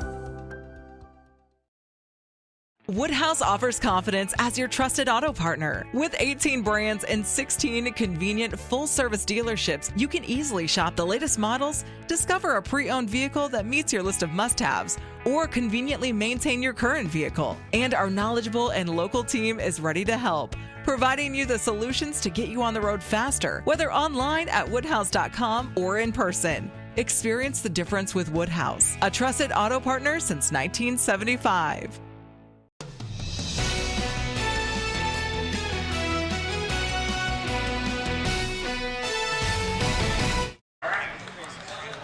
Welcome back to Seymour Smith, your final 5-4. Once again, it is the Filthballers who are champs of the Corn Belt League tournament. Let's take a look at our top plays of the game. 2022 Corn Belt League Tournament Championship. It is the number 1 seeded Filthballers and the 2-time defending champs taking on the 3 seed Omaha Haymakers. Filthballers making this one after a dramatic 15-14 11-inning affair the night before. Haymakers took down the Black Sox 10-5 to get here. You have your first run of the game coming courtesy of Jackson Horn off of that wild pitch. 1-0 Filthballers. You also had Jason Carrig come across in the first to make it 2-0. Then in the bottom of the third, you have an error from the catcher throwing, and Horn comes around to score again. It's 3-0. How about some defense by the young man, Alec Villanueva? My goodness, making the play, keeping the runner at third rather. Filthballers still do come around to score 2 in the fourth. So it's 4-0. And then you have this bomb hit by Jackson Trout. And a couple of runners come across to score here in the bottom of the fifth. As you have the players stay up at third, it's 4-2, and Jackson Doty puts this one in play. A little blooper that drops in there. 2 more runs will eventually come across to score. 3 in the 6th inning specifically, so it's 4-3. Heading into the bottom of the 6th, you have your submarine pitcher Quelich in, and this hit from Nolan Christensen, opposite field. Christensen will get the double. He brings Landon Geezer around to score, so the Filthballers get an insurance run. 5-3, heading into the top of the 7th. And the Haymakers made things interesting, bringing one across in the 7th. Runners on 2nd and 3rd, but they are unable to capitalize. That is your final out. The Filthballers hang on. 5-4 your final. They have now won the Corn Belt League tournament title for the 3rd year in a row. Games for about the next 15 minutes or so. If you would like refreshments on the way. Well, it has been a fun year. Once again, a fun summer covering the Corn Belt League. 5-4 your final, and you'll see the Filthballers taking a team picture down with their plaque once more. Head coach Johnson Hobbs a part of the group. We're going to wrangle Hobbs up when we can. Andy will ask him a few questions, but all smiles for the Filthballers. And hard not to smile. They finished the season 25-5. Overall, regular season champs, and once again, they bring home the tournament title. So now for Coach Johnston Hobbs, 3 tournament titles in 4 years of being a part of the Corn Belt League. He had Coach Dwayne Hosey join the Haymakers mid-season. Ends up going 8-4 with them, gets them all the way to the tournament championship, and within 1 run of taking down the champs.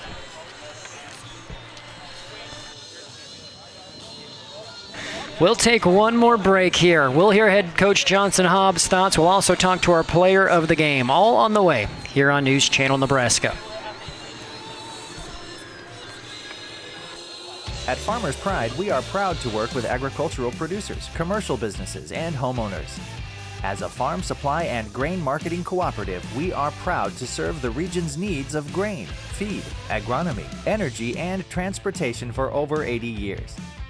We help the farmers who feed the world by providing the people, products, and programs to deliver solutions for our customers' success. Farmers Pride, in the field, on your farm, in your community. For a limited time, well-qualified buyers save with a low 0% APR financing on new Sierra 1500 4x4s. We are professional grade at Central Nebraska's premier GM dealer. Midway Chevrolet, Buick GMC in Kearney, or think midway.com/GM.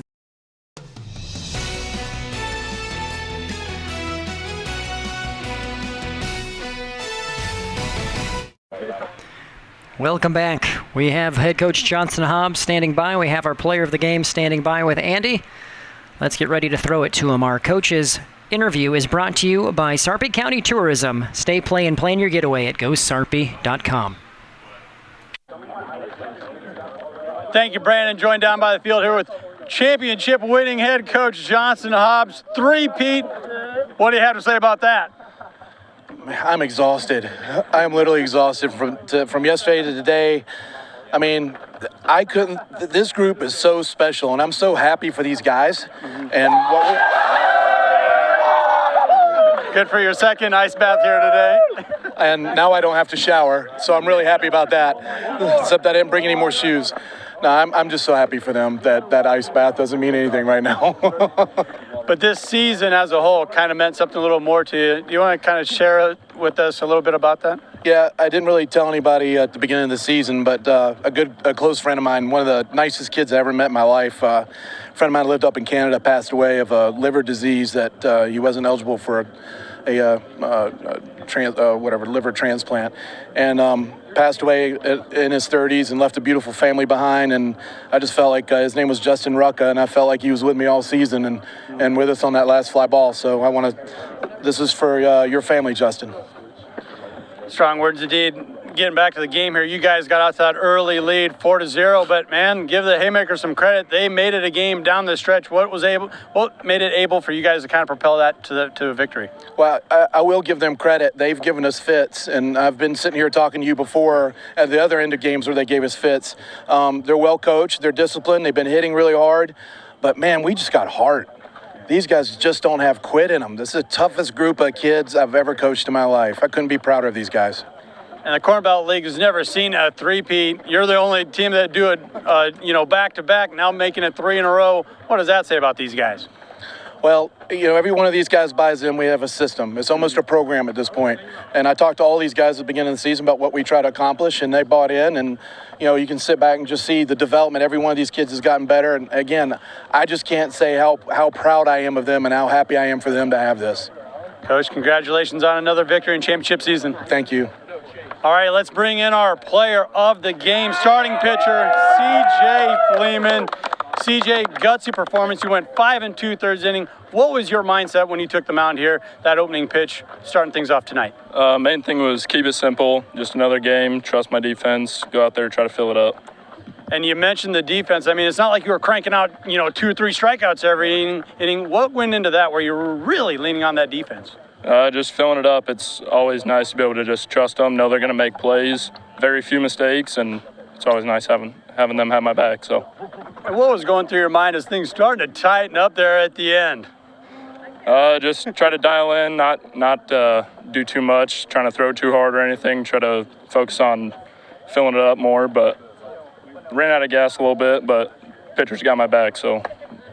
And you just heard Coach Hobbs talk about how this is a program now. What does it mean to you to be part of this program, part of this three-peat? It's an honor to play for him. I didn't know much behind it coming in this year, first year, but it was, as the season went on, it was incredible. It was fun. And what's your overall thought process now you're starting to unwind, enjoy this victory?